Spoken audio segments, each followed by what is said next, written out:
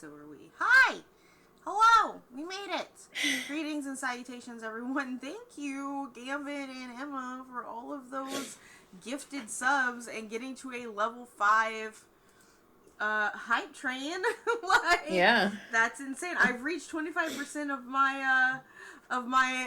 my goal for subs in a month, and I have not been that close in a while. So thank you everybody for joining us. We're here, we're queer, we're playing some Dragon Age. After 5 years, we are at our series finale. We started this campaign back in 2019, and here we are in 2024, ready to go. So, season 5 finale. I'm going to hand it over to Emma to get us started with intros. Yeah. So I didn't tell you guys the question beforehand, mostly because I was very busy, but it's okay for this one to be fairly loosey-goosey. I am Emma, or Humble on the internet. I use they, them pronouns. I have been the storyteller for this incredible game with these lovely, lovely people for 5 seasons, which is very exciting. This is our last ever episode.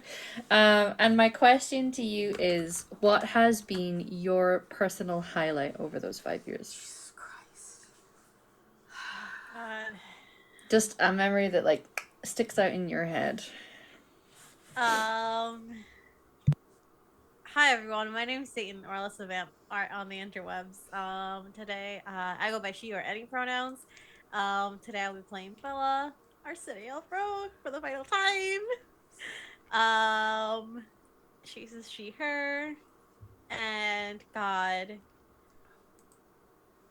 I will still remember, it's probably because I've had Cheryl and Bella on the mind because of reasons, but it is the time, I think we joke about all the time, where she meets him, and one of the first things she says is like, "You look very climbable." And You did. Laughing behind him because Cheryl reacted really funny, and yes, she didn't know that was the keeper's son. Yes, That's right. she aimed high, literally and figuratively. Exactly, and look at where she is now. Here we are. Like you miss 100% of the shots you don't take, baby. Mm-hmm. You're muted. Oh, you're muted. Yeah, no, let's go. That panda muted. I'm Kay Phoenix, or Kay on the internet. I go by they, them pronouns. I play our Mortalitasi Death Mage, Ophelia Von Canel, who goes by she, her pronouns. I have a lot of memorable things, like 50 of them just shot through my brain all at once. One of my favorite fun moments, though, was the Antivan oil wrestling. That was one of my favorite things. That was just slicked up as the Duke. Yeah. With Maximus as our as the announcer. Yeah. The announcer. That was, and yeah, that was one of my favorite moments. One day I'll play my wrestler from there in another game. It's word as it should be. Yes.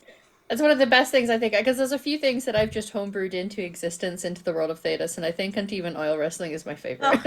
Oh, amazing. Definitely. The homosexual tension in there. Hello, I'm Valdrianth. I use any and all pronouns. I bring Robin, our low-born merchant dwarf, using she and they pronouns. As far as my favorite moments, I got a bunch shooting through my head, but very specifically the Fade conga line. Oh, yeah. We're like, we don't want to get lost in the Fade.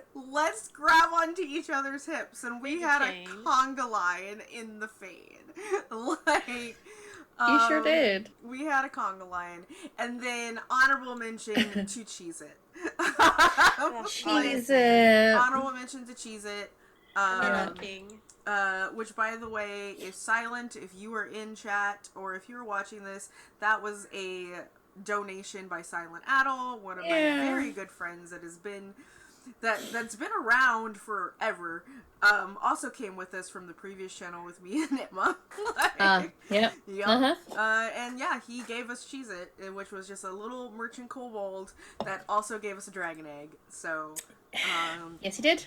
So, well, we got about 3 hours here to make some new memories, and some new and lasting memories. For the last time. Normally I would do the spiel here about it being a viewer-affected game. You could do rerolls, donations, all that kind of stuff. It's our last stream. Still free to donate, but like I don't know how much dice we're gonna be rolling. If you do have like an idea, that you want to make sure you get in though, slide and scale donation onto coffee, make it happen. So we'll do our best. Sure. Otherwise, just do it for the sake of donating and supporting the channel. Listen, my cat needs dental work and like I needs $3,000 worth of medical things, so it would help. Like, yes, we got the bill just for his dental cleaning, and it's like $1,600. Yeah. Donate for Romeo, please. He's over there sleeping. He'll come by eventually. Anyway, that's me. That's us. Emma, take us away. I both apologize and do not apologize for the very lengthy recap I'm about to do. But there's been 5 seasons, everyone. And Arana Tashan, everyone. Welcome to the final finale for In Darkness Unbroken. We have played 5 seasons and have laughed and lost and loved together. From the early days when the group came together to help an elven mage who had fled capture by Templars. This led to them encountering a Dalish clan whom they befriended. Ew. In time, they would have to rush to the clan's aid, as many were killed and kidnapped. After encountering the aspect of a forgotten god, they won the battle, only to be thrown into the Fade. With some clever wiles and a deal being made, the group returned to the Fade in Kirkwall, from the Fade. Here, a noble was killed, and a lovely elf was befriended, one who would become Arlen's partner and mother of his unborn child.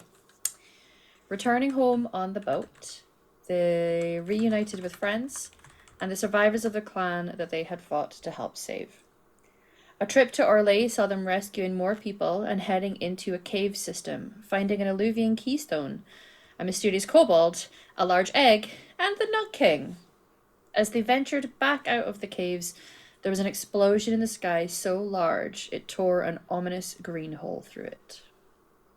We headed to the Frostback Mountains eventually, reunited one of the party with his clan, and gained the respect of them too. They had an encounter with a party member over a spirit companion before heading home to High Ever. The next stop on the adventure was a trip to the Deep Roads to visit family and discovered a blackmailing plot that the group had to assist with. This led them further into the Deep Roads, encountering many darkspawn, including one who could talk, and tragedy befell a beloved companion as he contracted the Blight Sickness. The group rushed to find the only Grey Warden they knew of, King Alistair Theron, who agreed to conduct a joining ritual, and with high stakes at hand, a new Grey Warden was formed. We also said goodbye to our elven mage at this point, who decided to take the remnants of the clan that had been destroyed and start a new clan, with him as a keeper.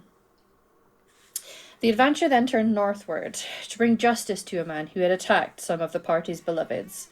Along the way, they encountered a Navarre Mortalitasi death mage that employed the assistance of the group to find a dead relative who was walking around still. With a hired boat, our group of adventurers headed towards Antiva and ate many frozen grapes. The sights, sounds, and most importantly, the street foods in Antiva were incredible. Justice was brought against this merchant prince. The Antivan crows were encountered, along with an estranged father. Finally, the group go against the mage who had taken the working corpse. The fight was difficult, with grievous wounds befalling the group before they escaped out of an alluvian that was in the room, smashing the glass behind them. Then we found ourselves in Tevinter of all places at the start of this season. A place of magical might and power, certainly, but also one of oppression. Accused of trespassing, an elven guard of the Magister, whose home they had found themselves in, tried to stop them. They agreed to complete a task to ensure some safe passage out of Tevinter. Thankfully, that job was killing the bitch that they'd just fled from. An ambush in ancient old god ruins were staged, finding some precious old relics in the process. The Magister was killed after a very tough fight and a roof being brought down upon them. Before leaving the country, their newest companion requested a very heavy task from them. The one that they served was planning something truly terrible. The enslavement of all of Thedas. You know, nothing too big. Their final big battle was upon them. Removing a greater demon from a chained high dragon, bind it to the will of the party, destroyed the Magrellan device, and killed countless Venatori.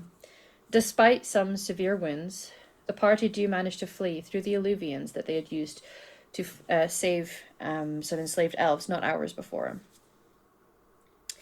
We have seen some beautiful scenes in our epilogue so far as well.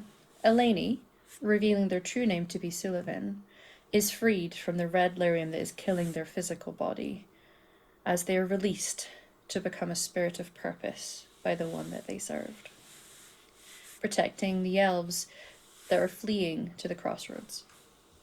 Ophelia managed to return Uncle Rizzo to his chamber and spoke of working outside of the necropolis, hoping to maybe find a purpose to truly help those in need. The spirit, Robert, was given a bejeweled skeleton so that he could enjoy a physical form, only to find out he also had magic. The ritual went so well. Bella discussed the future with her fiancé Sharo, including where they would live, what they wanted to do with their lives, and the possibility of children in their future. We visited in with Arlen and Hyever, who has a baby on the way, and he has built a home for himself and Sinead, along with many, many cribs, trying to create the perfect one. The besties, Bella and Robin, went on a little boat to just enjoy some peace and quiet and talk about the future and how they want a break from adventuring, possibly permanently so. The beautiful moment was interrupted by a giant catfish. A very epic fight ensued, and at the end, the alienage ate very well on catfish for days. We now join our group one last time for the last of our epilogue scenes. We're going to start with Bella and Ophelia, standing in a glade in the woods to the south of the town. You were asked to meet here with Cillier and a friend to discuss potentially helping out the elven people in a more committed sense. As you stand here together in the woods, how do you feel? And are you talking about anything before the two agents arrive?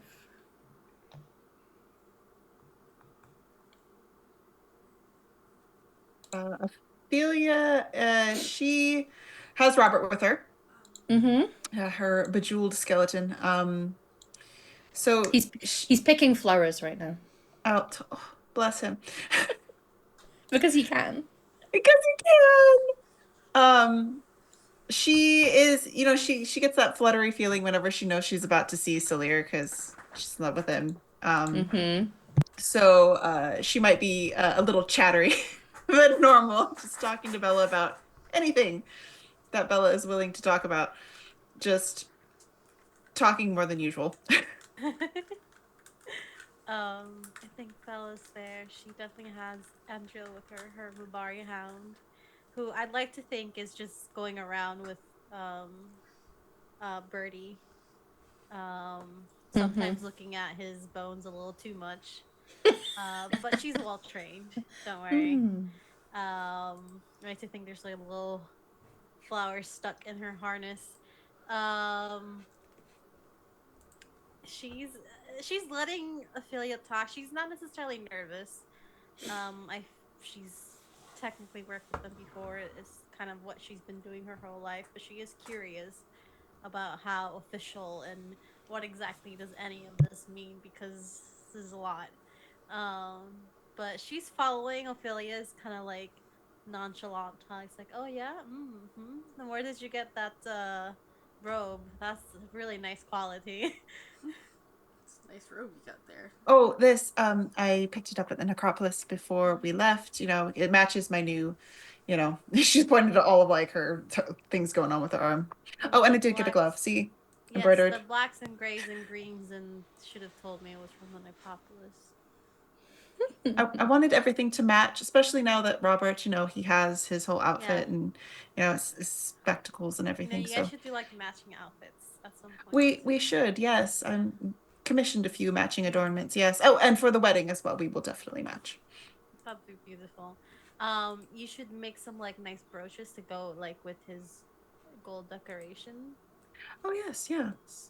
Mhm. She'll get out her journal and she's just We're Use kind his of fake our gems that are in his our eyes. camera is very much focused on you. The focus is on you, and in that sort of soft, fuzzy focus in the background, you see a stick like going around the back of you, and then Andrew bounding after it.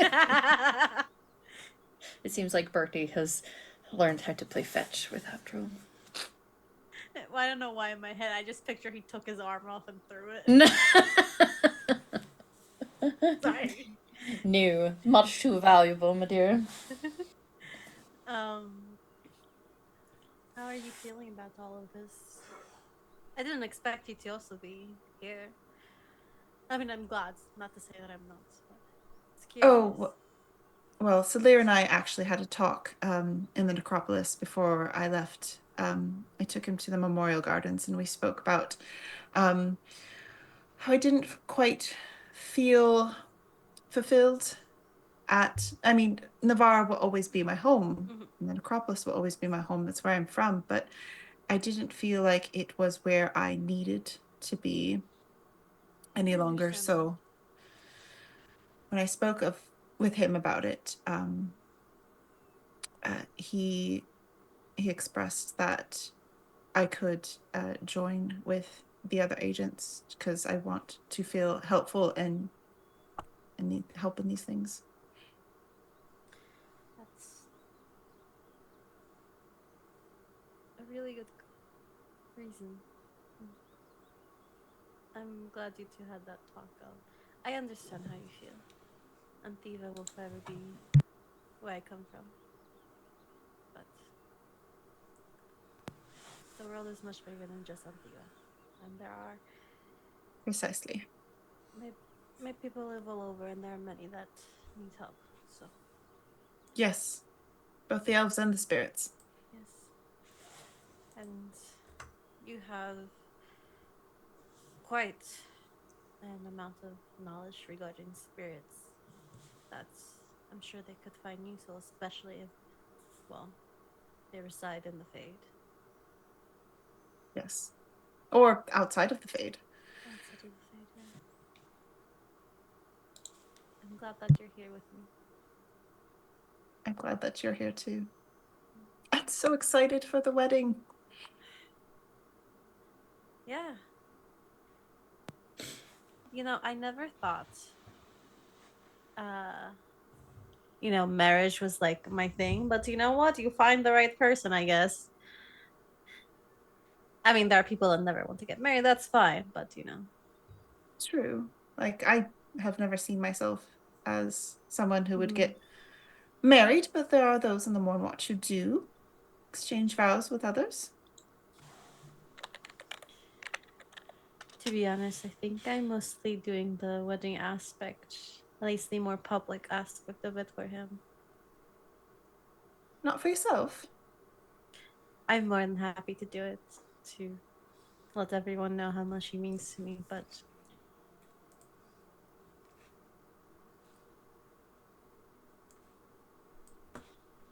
well, he's traditional in some senses. He's breaking out of certain molds, but it's what he wants and what makes him happy, and seeing him happy. Well, that's all I care about, really. It will be nice to celebrate you both. I think that will be nice. I don't think we've gotten enough time to really do that in the past entire time that we've met each other. So Now that we have a moment to not be in immediate danger. Immediate danger, yes. But I'm excited yet nervous. but Nervous. happy. Well, yes. Is that not normal?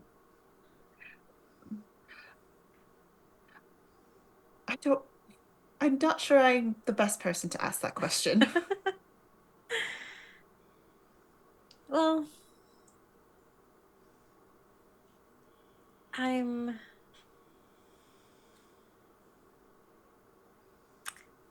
It's almost like more of an excited nervous in a way. Yes, I suppose that would be normal to get that fluttery feeling. Yes, I'm sure you would know a thing or two about that one. She'll blush. As if on cue, you can hear footsteps approaching, Ah, speak crunching of the on the devil. leaves. She'll blush more. Speak of the demon more than anything. You do indeed see Solir and a female elf that you've not met before.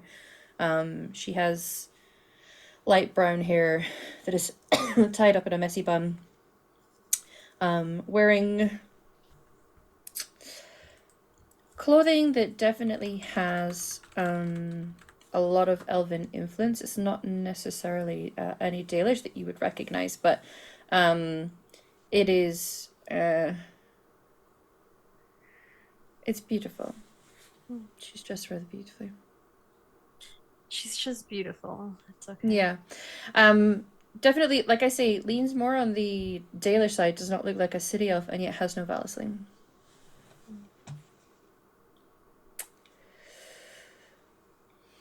Solir will be the one to lead the talk, given that he knows the pair of you. Hello, you both. Hello. I trust you're both well. Yes. Still recovering, but She'll gesture over to Robert. Robert has a new avatar. Oh. Gosh. Look at you. And he just gives a little wave with his gloved hand. It is a pleasure to finally speak to you, Master Solir. He gives a bow. Oh, that is not how I thought you would talk. That's great. Yes, that is how he's always talked. Very formal. I like that. he's recently learned how to play fetch with Andrew. Oh. I'm sure it'll keep both of them very entertained. Yeah. So? This is Magda. She is... Well, she works with me. Pleasure to meet you, Magda. She'll give you a bow. A pleasure to meet you both too. Excuse me. I believe you are both considering joining us in our work. Alright. Yes. How much do you know about what it entails? I know that it entails helping to free the elves from their bonds of slavery and servitude, as well as the spirits. Yes, we do encounter a lot of spirits. Much like my friend said, helping those of us in need, freeing those that need it, finding shelter and safety for our people. Tell me, what do you both know about what the Elven Kingdom once was, before it was taken from us? Unfortunately, I am but a city elf and not know much. And I know what is written in books, which not all of them are first-hand accounts by any means. Certainly. Have you heard anything about it? I mean, do you want Ophelia to stand here for like hours and relate every piece of knowledge she's ever heard about the elves? Because we can say that conversation happened. I'm more than happy to Sure. Yeah, she'll go down into like, okay, these are all the elven gods that I know, and this is what the old kingdom was like, and this is what I know about it, and but it's all that, a rich a noble from Navarra who's been trapped in the Mornwatch would know about it. Yeah. I'm getting Yeah. out-elfed by a rich noble human. Well. She studied elven history as a hobby. Mm-hmm. She was bored. Yeah. No. Yeah. She found a special interest and Yes, stuck Yeah. to it. Yeah. Sure did. Love that. Sure did. Well. Well, a lot now of I know things. everything she just said, so, you know. Well, sometimes city elves hear stories too. Or those of us who are adventurous and who travel a lot can pick up on all sorts of things. I've heard some small stories of the gods. I mean, that's Angel. She'll point to her. Um, um, I just said it. What's her dog? Her hound. Andrew. Yeah. Um, but myths and legends. At least they sound like it. You know, they're the elven gods who ruled over the elven people. Humans came, learned from them, and ripped magic and the immortality away from their people. Hmm. And the rest is history. It is indeed history. It's funny because obviously there is the turn of phrase that history repeats itself. We work towards the betterment of elven kind, certainly, and look to liberate who we can and relocate those who need it. You have recently, I hear, helped quite a large number escape and find some safety and sanctuary in the crossroads. I've helped our people for as long as I can remember, but recently, yes. So I hear. So there seemed to believe you had the sort of spark we needed.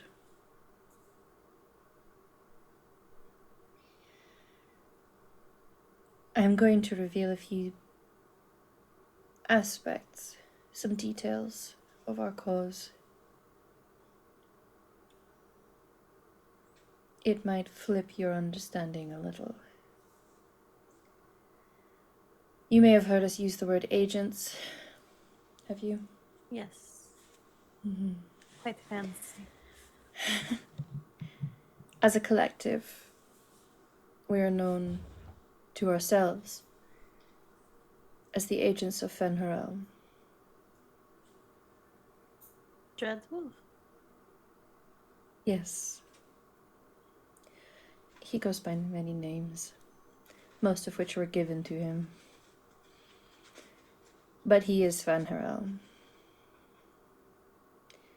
Now, many might raise an eyebrow or hold a certain belief based on stories about Fenharel.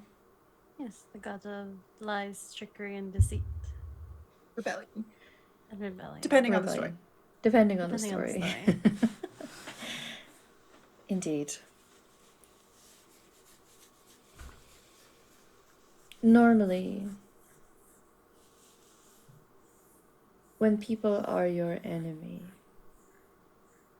they will give you a certain name. And they will call you a liar. Because it benefits their story. Because they Who do not want benefits truths from known. It is a long and complicated story, but elven history is not what everybody knows it to be. There is a great deal that you may learn in coming days, weeks, months, if you are to serve. But to do so is to work for him and to truly free our people. He wants to see the world returned to what it was before it was taken from us. To have our own towns and cities, our own structure, our culture fully back, and in our own hands, not the little scraps that we find along the way in ruins. Our people have done well to regain what they have.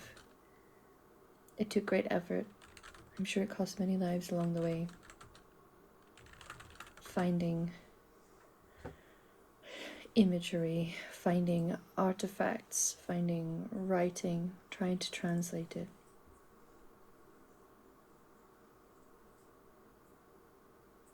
Collectively, we have worked very hard for a long time.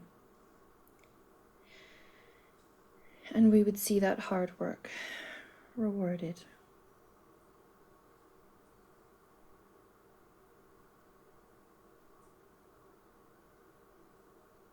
We travel using the Alluvians, and we help where we can. Sometimes we have to work against our enemies or sabotage a plot that would see harm fall upon us. But our ultimate goal is to help the Elven people.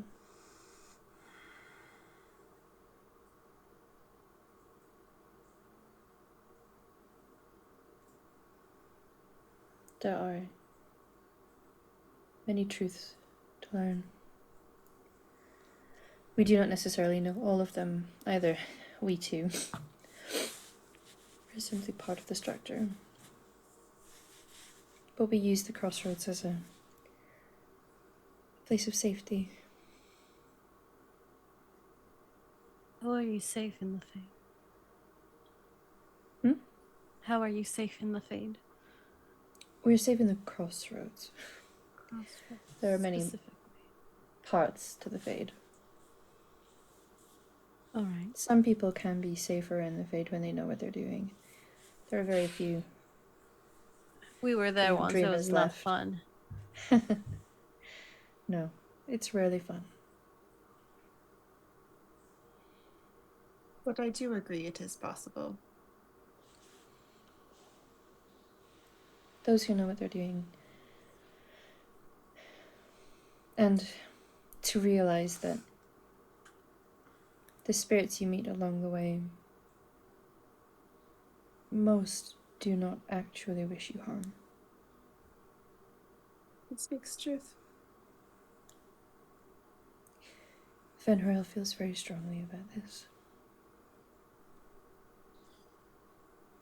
So we are to serve under a elven god? It's complicated. But yes, Were we not supposed to free ourselves from serving others? we're not necessarily serving him. I don't know how comfortable he would be with that. But we are working with him.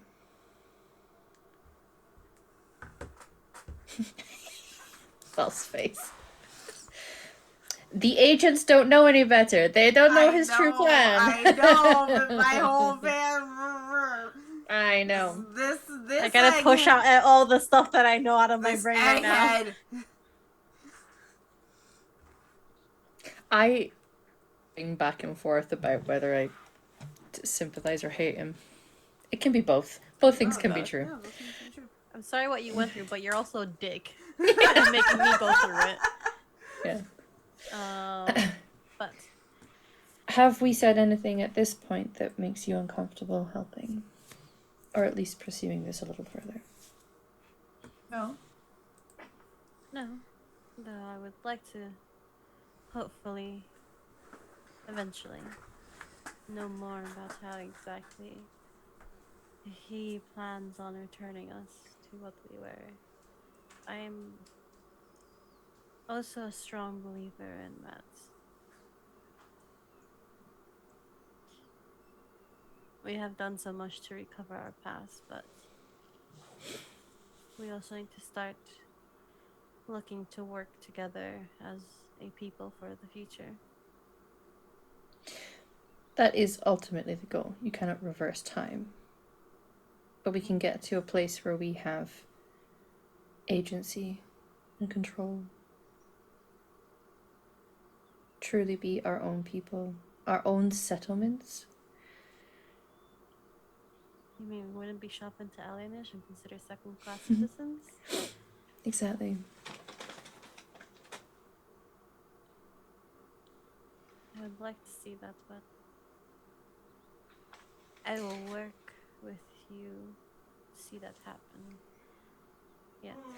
So Lear kind of clears his throat and says, ultimately, even if the goal you were trying to seek out feels too big, too difficult to achieve, ultimately it is still important to try to get there. Of course. If we are seeking out betterment for our people, it is a future where we have control and power over ourselves and to reclaim what was lost. If that is too hard to achieve, does that mean we should just give up and accept where we are? I don't think so. I think we still work towards the betterment and Sure. whatever improvements we make, then Do not misinterpret my words. I do not doubt that we can. I mean, with all the work that you have all put in already, with the help of a god,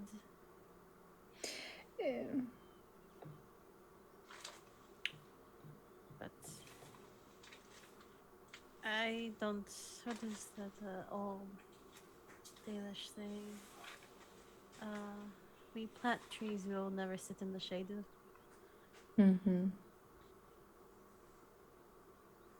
Indeed. I'm happy to help where I can, so that our people can be people once more. Good. Depending on your skill sets, what you feel passionate about, there's different aspects and elements to this work. We do sometimes very different tasks. It's about playing to your strengths. But you've already proven in everything that you've been doing, certainly everything I've heard of, you're clearly exceptionally talented as adventurers, as heroes, as liberators, combatants.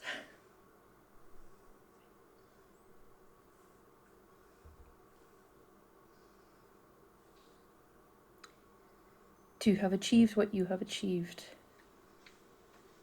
in the time that I have known you,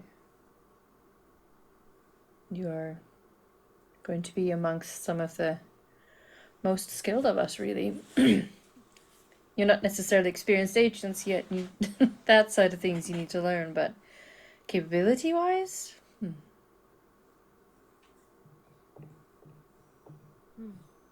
Philia's blushing again.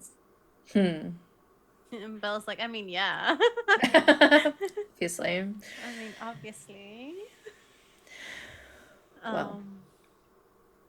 Well, you know some of what we can do. Whether it's fighting physically or socially. I am working on my own group of people, information gatherers. This won't be helpful. It is how a lot of us operate. We do not make our position known. They may know you as Bella and Ophelia, they may know you as people or what your everyday life is like, and you can have your collections of people. Nobody is to know the true extent of the work that you're doing, or to know that you're an agent. That makes sense. Secret safe with me and my husband. I'm kidding. Oh my god. He is welcome to join. I am used to keeping sensitive knowledge to myself, so that is not a difficult task for me. Okay.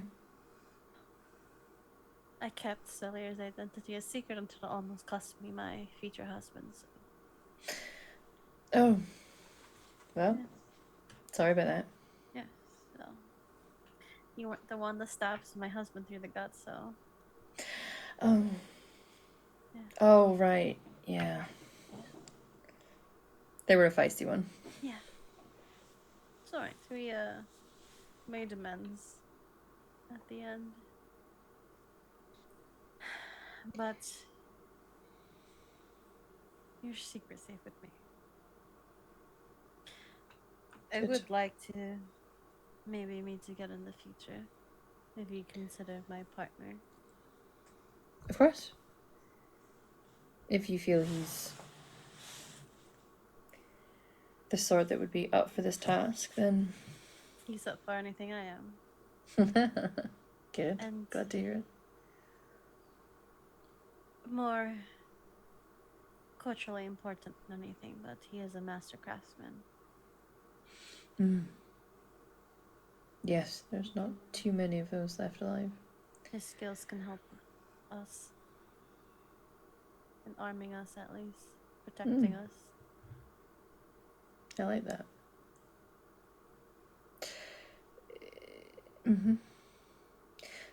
The Dalish tend to have extra layers of things that they learn as they go through this process.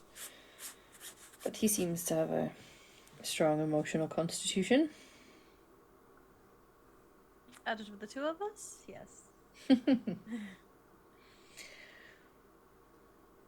Well,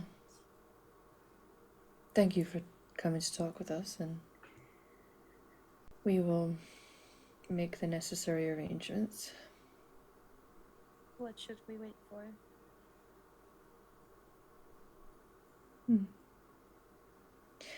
I'm sure something will be left with you. Something that will help identify you as an agent to other agents. Okay. And then perhaps a little trip through the crossroads. Yeah. Not going to lie, I'd love to go again. Feels strange, feels familiar. Yeah, that's quite common for those that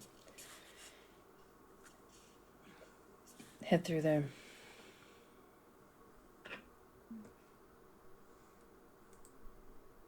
I'm sure I will learn to acclimate. Oh, yes, I certainly hope you will. In time, I'm sure. Mint helps with the nausea. Robert will be at home, though. Yes, very much so. More so, I think, than through here. Now I'm worried Evangel's gonna be physically sick. I'm like, no, my dog! Wow. My dragon. Did I mention I have a dragon? I'm gonna mention that. Thank you for this meeting. Of course, thank you. It's a tricky job, but a necessary one. I would have done something similar anyway. So, at least it is now more official.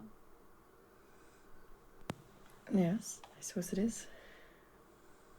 Is there like a secret handshake I should learn, or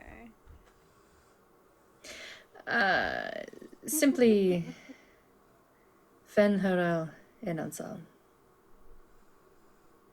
You have heard it before, and I don't know if you're necessarily fluent in Elven, being a city elf. bit. A bit of it, but it is Fen Harel's blessing, or the Dreadwolf's blessing.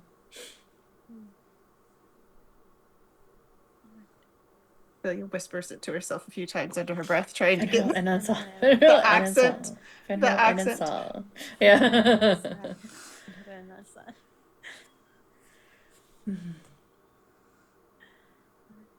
Well, as you mentioned, thank you for meeting us and had an answer.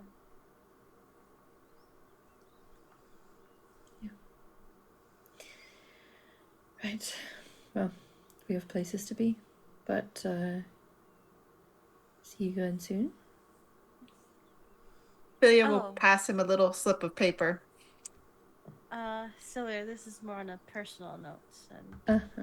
you do not have to, but I'll be getting married soon, and Ophelia is invited, and so are you. Oh, well, congratulations. Thank you. Am I to be a +1? It can be. And she'll just look to Ophelia. I may or may not have picked fabrics. I will ensure to be dressed appropriately. Thank you. Well, I will see you then. It When was will a it be? pleasure. Next solstice. Okay. I will see you then. It was lovely to meet you, Magda. And you. Fenrir and Ansel. And she'll turn around and the pair of them will head off. It's not a cult. What are you talking about? Not at all. Not at all. Some might accuse them of being a cult. And they were probably right. It's complicated. Most cults It's like, are. wait, am I serving a god? No. Yes, but no. We are all gods, really. I mean, Okay. Anyway, no spoilers. No. But Okay. So, the pair of you are able to go back to your daily lives. We're gonna baby, jump over to. you won't even know what I just found out.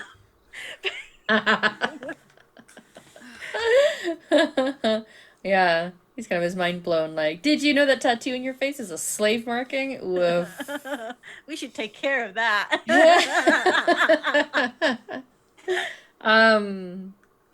But we're gonna pan away from that epilogue scene to another, also in Ferelden, as Robin is going to go and reunite with Dara. Dara has been in Redcliffe, where King Alistair has been spending a decent amount of his time also. King Alistair, he's a busy man. He's been dotting around the country, visiting Didn't people. They just have like some weird like Vint invasion there in Ferelden recently. There's a lot of mess going on. Yeah. Yeah. It's been a whole thing. Yeah. Had to deal with a whole big thing.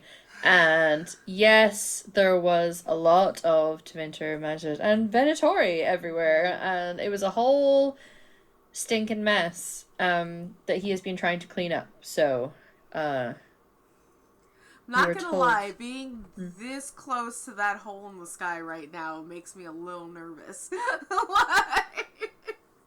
Because it's still there, if I'm understanding. Like, yes, we are not yet finished. Yeah. Yeah. It's probably reduced in. It's in the reduced in size portion. Yeah. So not quite as bad as when it first exploded when you first saw it. We're past the Temple of Sacred Ashes being destroyed. Yeah. And yeah, they're in Skyhold now. Yeah. Yeah. Yeah. But you will find Dara there. I haven't been to Redcliffe in a hot minute. Kind of looking around, lots of refugees. But you know, yes, tis the season. Tis the season. A lot of mages too. Yeah, a lot of mages. I have my cat with me. I found my dad at some point, and I was like, "Oh, I'm gonna take that cat with me." Probably traveled with my dad for a little bit because it's like, "Oh, I'm also going to Redcliffe. Great, wonderful, I love it." Yeah. I need to go to Redcliffe because apparently that's where my child's father is. As I hold the cat. Absolutely. Like, I think you'll have also discussed your dad, because one of the other scenes that we'll do, probably after a break, we'll see, is the setting up shop, settling down. Your dad has agreed to go and figure some things out, start to shuffle some money around, maybe do some acquisitions. I've made a lot of money though. Yeah, you have. I just got paid by the Morn Watch, okay? Yeah. Like, Yeah. and I don't know if you've ever looked at her sheet, but I have hoarded my money like a proper businesswoman. It's like, oh, Yeah. other people are gonna pay. Okay, then. Like, You've probably got more than even that, because a few of those things in the end stretch would have a lot. But Yeah. yes, it is a lot. yeah, I got a good little egg, good little nest Yeah. to work with. But yeah, where is he? Like in the castle or? Yes, he is probably in the castle. When you arrive, I think you're told where to go. They're expecting you.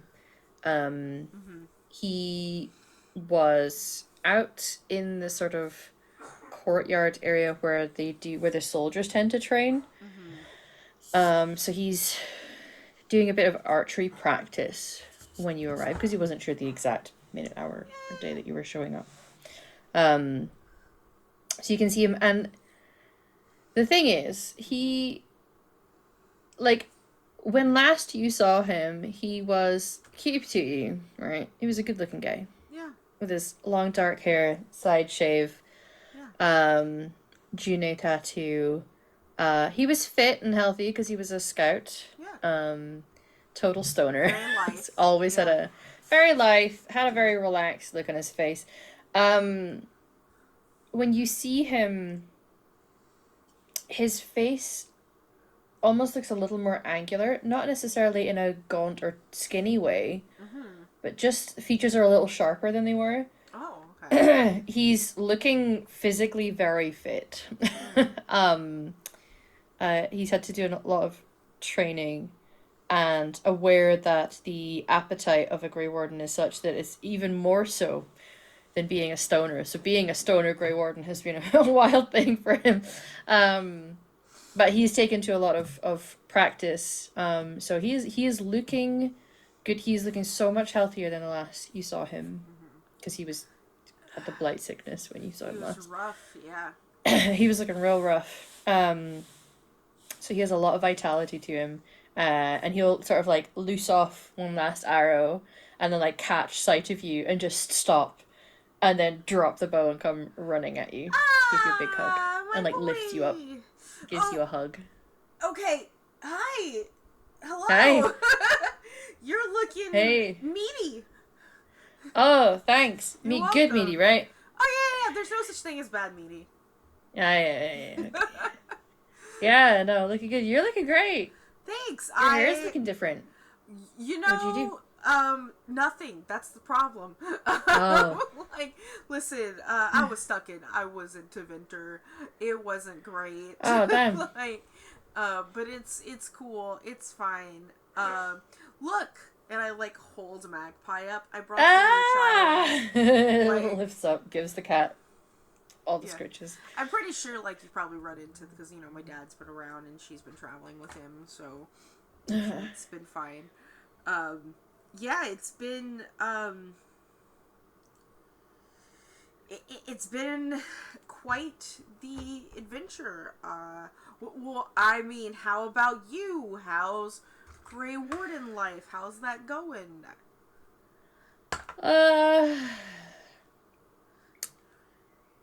Yeah. It's okay. I mean, it's good. Don't get me wrong. There is some perks to it.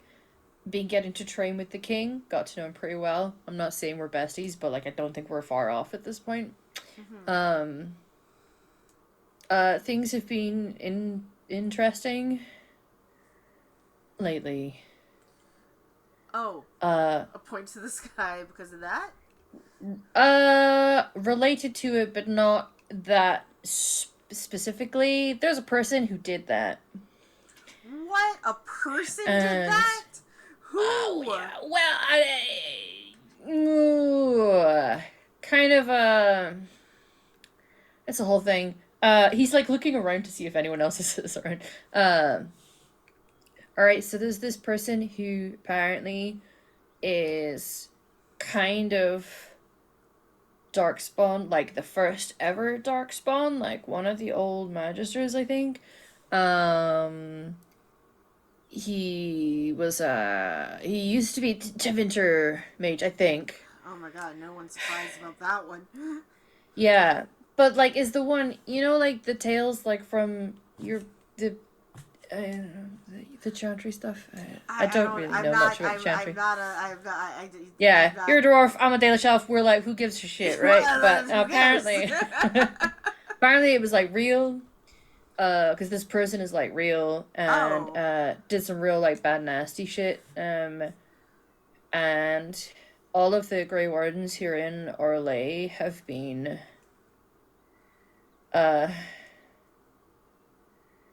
hearing the calling. Me and the king were kind of okay because we're all the way over here. It's not been good though. It's not been. It's wild. It's. Oh. Yeah, sleeping has been not cool. But like we're okay and we're safe as long as we're here. So the king isn't allowed to go to Orlais right now because of that whole thing. And then like a bunch of mages came and took over this castle, and then it was a whole big siege thing, and a bunch of them had to get by the Inquisitor. You heard about the Inquisitor? Have you been hearing about that whole thing? Yeah. I think we did something for some redhead, and you remember when we got the cat? Like Yeah. After the conga line, something like that. Yeah. Oh, yeah, the Elysian one? Yeah. Yeah. Yeah, I mean, like, it's kind of hard not to hear about the Inquisition just existing in the South right now. Sure. It wasn't so much when we were in Navarre and Tevinter, but, like, now that we're down here, it's, like, everywhere, sort of thing. Like, good for a lot of dwarven businesses right now.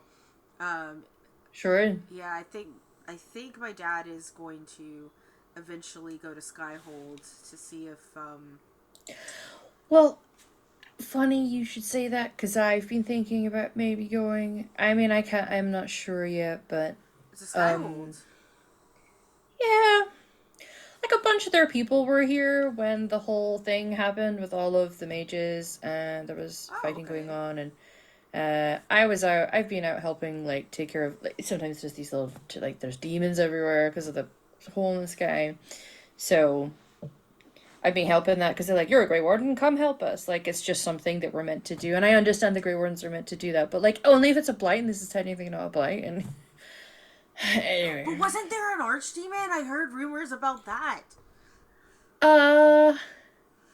Yeah, I think so. I've not seen it. But apparently, maybe. I mean, it isn't, because I've not been having the. Normally, we know if there's an archdemon, and I haven't been getting the vibes. Okay. I was like, maybe I'm but just like a defective. You've never had the vibes before, so how do you know what the vibes feel like? Well, but King's had the vibes before, and he was like, well, I'm not feeling it. I was like, I thought it was just me, like, maybe that's something you need to practice, or maybe I'm just a bit of a defective Grey Warden. But he was like, no, you're doing great, sweetie. And I was like, okay. Did he call you sweetie? Did he really call you sweetie? Are you and the king getting real cozy? No, it's no, it's not like that. It's not like that. Oh. He's still really hung up on the hero for Odin. I would be too, to be honest. I don't blame him. Right? Don't blame him. Don't blame him. Mm-hmm. Yeah, no, I mean, I'm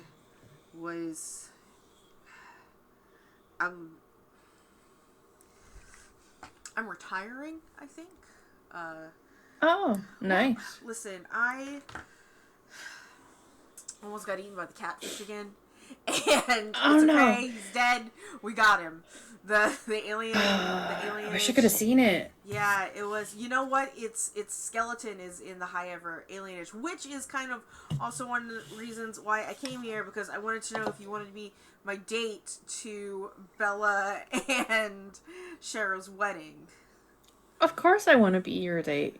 Cool. I've missed doing like the us thing.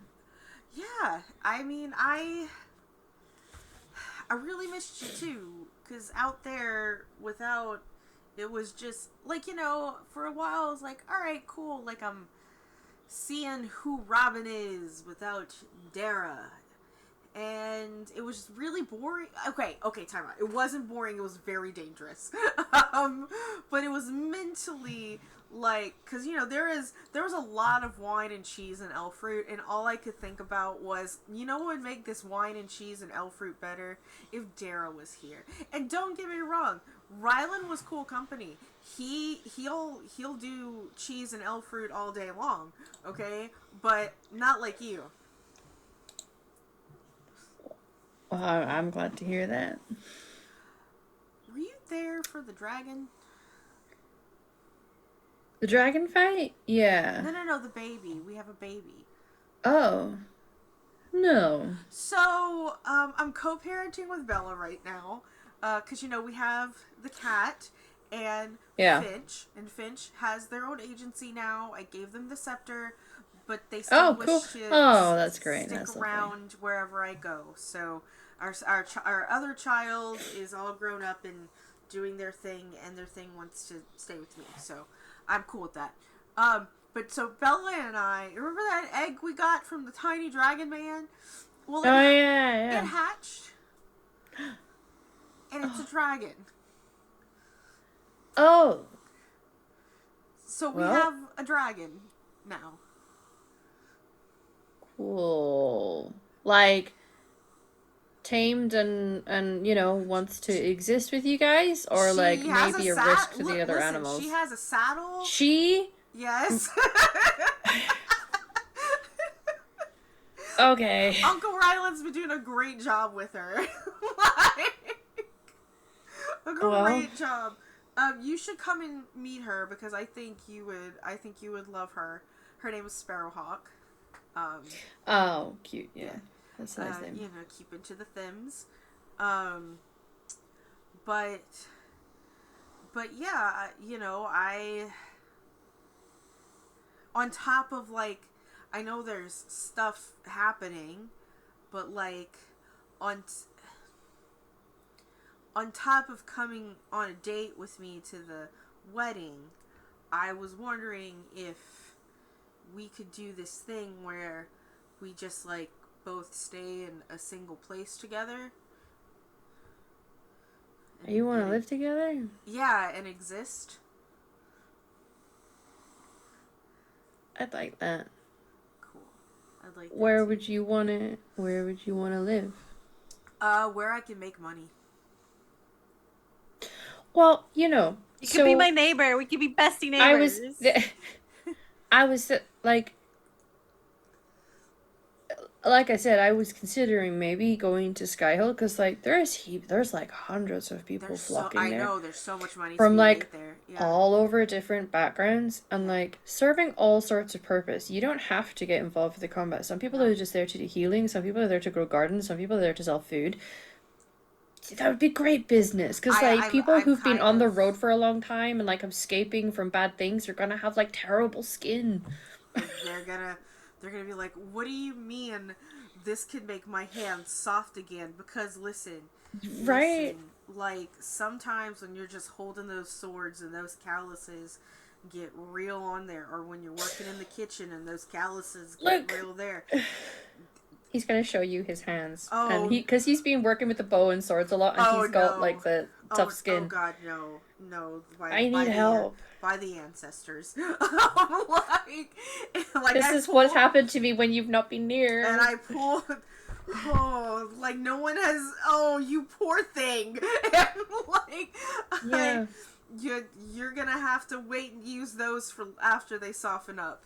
Okay. Yeah. I have something else I need to show you as well.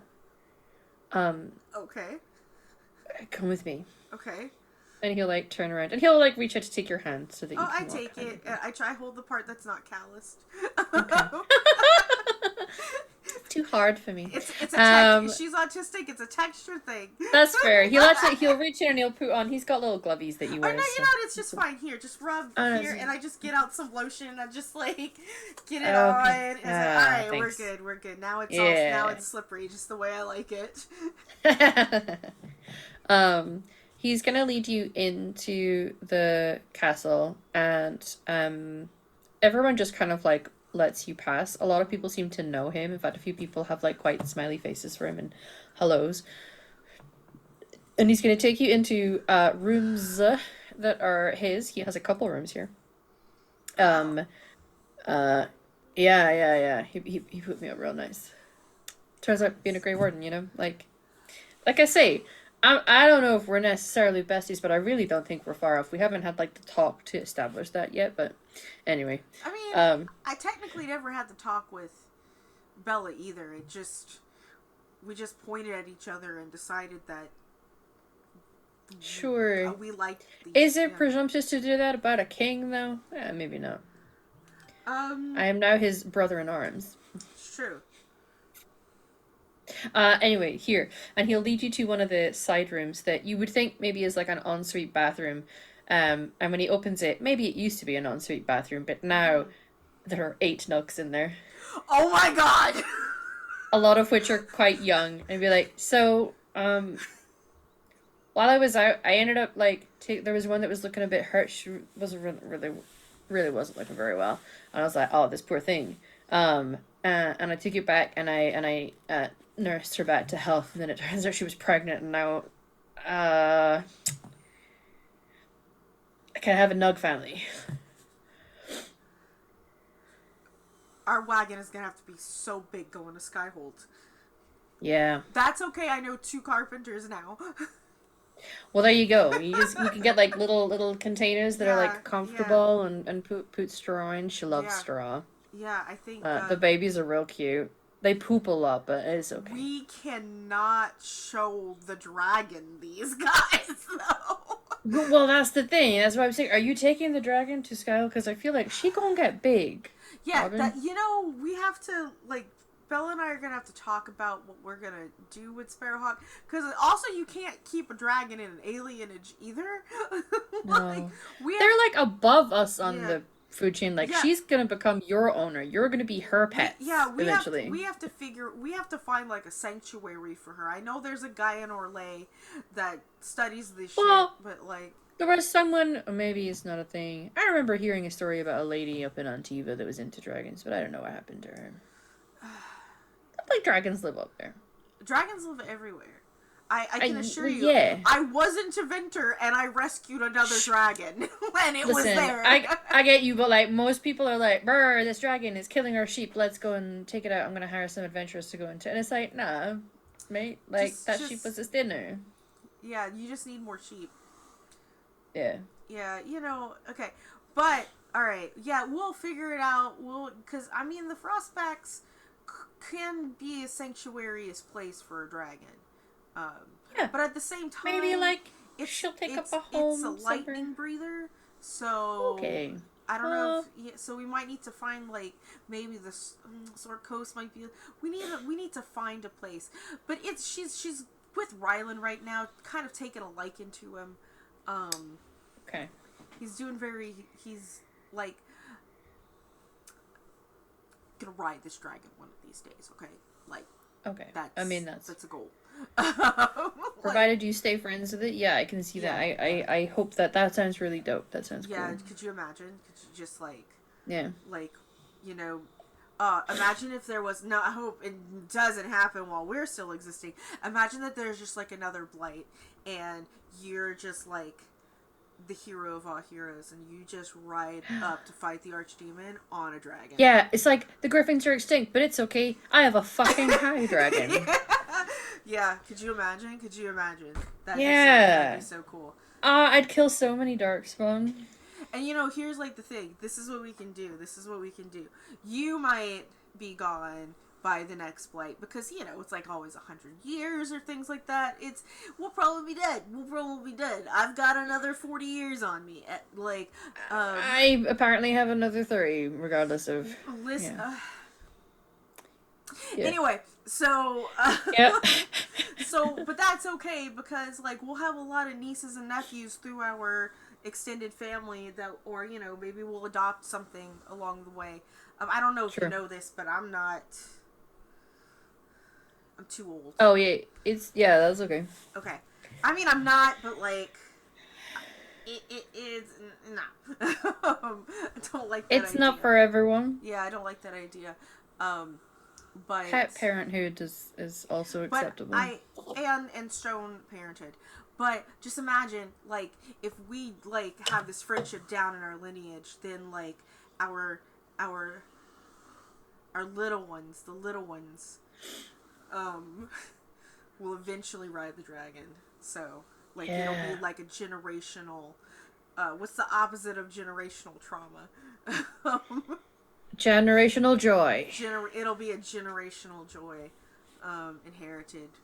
Just the mysterious dragon riders, a generational dragon. Yes. Yeah. Yeah. I like that. We'll figure it out.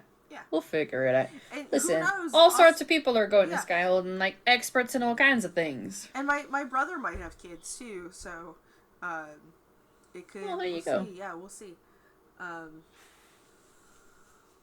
Well, boy, I sure am glad that you're here.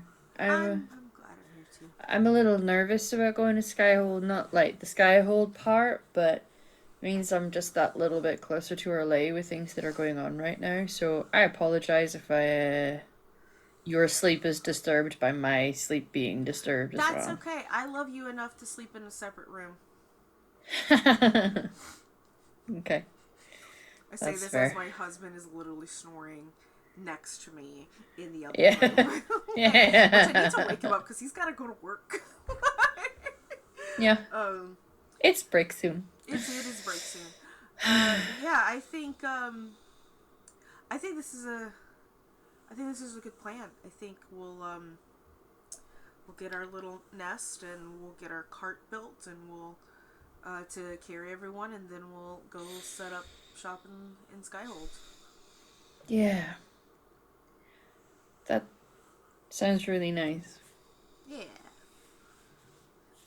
Thanks for agreeing. I'd be okay if you didn't, but I'm glad you did. Yeah. I'm glad you gave me the chance to. You should thank that river. Yeah. Really should. It's a good river. How is Arlen? He's expecting a kid. Oh, damn. Yeah. Congrats, remember Arlen. Shanae? Yeah. Yeah. With Nice. We really hope it takes after her. Yeah, that's not typically the way that it. Well. Yeah. We'll see. I mean, just in stature, Yeah. just in stature. Mm-hmm. Yeah. Which, out of character, I don't know if you know this about the lore, but technically 2 humans can give birth to a human elf. To an elf. Through recessive genes. Yeah. I just know about the thing that elves, typically when an elf has a baby with a different race, if the mother is an elf, the baby is always the other race. Yeah. But, that's just something that's like, oh, by the way, technically, it's like, that's a great backstory to have one of these days. Just, recessive genes. Not like they know anything about that in Dragon Age. But, no. But yeah. Cool. Well, it's really good to see you. You too. I tried doing the, being with other people. It was difficult not to. Grey Warden, man. It's not just your hunger appetite that goes up, I'll just say that. Oh, okay. But it okay. It never felt the same. Well, it's because I'm a dwarf and I like going for spins, so that's why. By the way, were you looking to go for a spin tonight? Because I need a place to stay. Oh, yeah. No, absolutely. Awesome. Several spins, probably. Great. We should do that now, and then we'll go have dinner with the king, and then we'll do it afterwards, and then Yeah. we wake up tomorrow, and as the scene ends, it's just a lot of like listing of all of Yeah. the spins that they go on in the Yep. next week. Eating and fucking and eating and fucking and eating and fucking. And some elf fruit, yeah. Yeah. Yeah. They have a It's lot to it's catch a up good on. time. They got a lot to catch They up on. do Yeah. have a lot to catch up on. On that lovely, wholesome note, it's break time. Yep. All right, everyone. We will be back in about 10-ish, about 10 minutes. We will see you soon. Bye.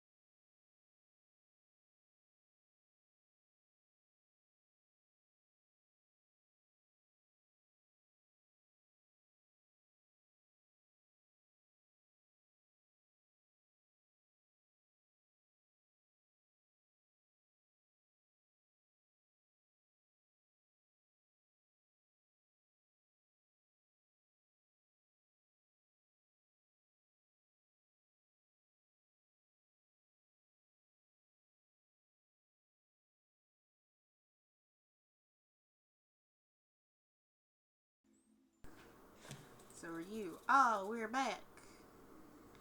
Hi. We made it. Second half. Last episode ever. I know, making us sad. Excuse me. Anyway, yeah, we're back. Let's get back to playing some Dragon Age. Hell yeah. Hell yeah. We are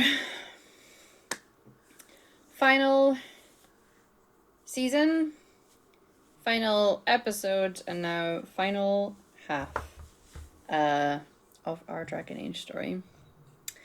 Our next epilogue scene is actually going to return with Robin, and I think your move to Skyhold, I think both of your dads have come to help. I was about to say, I was like, of course they came to help.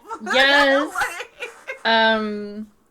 They helped with a secondary cart to carry things, especially because you're obviously hoping to set up shop, so they've made sure that all of the things that you'll need for that are contained. There's plenty space for your animals, all of your stuff. And Finch. And Finch will have to walk beside the cars, but that's okay. Probably walks about the same pace as a standard cart. Eventually you're going to arrive in Skyhold. I'm imagining like the Journey to Skyhold song is playing while this is happening. But you come upon a large keep. It's very far up in the mountains. It's very cold and frozen up here. And there are hundreds of people here. Parts of it certainly look like they're ruins. There's some walls that haven't fully been repaired. There's still the occasional bits of scaffolding here and there, but the Inquisition have really set up shop. There are people from all walks of life around Thedas, different races, different nationalities, different lifestyles. It's a real melting pot here.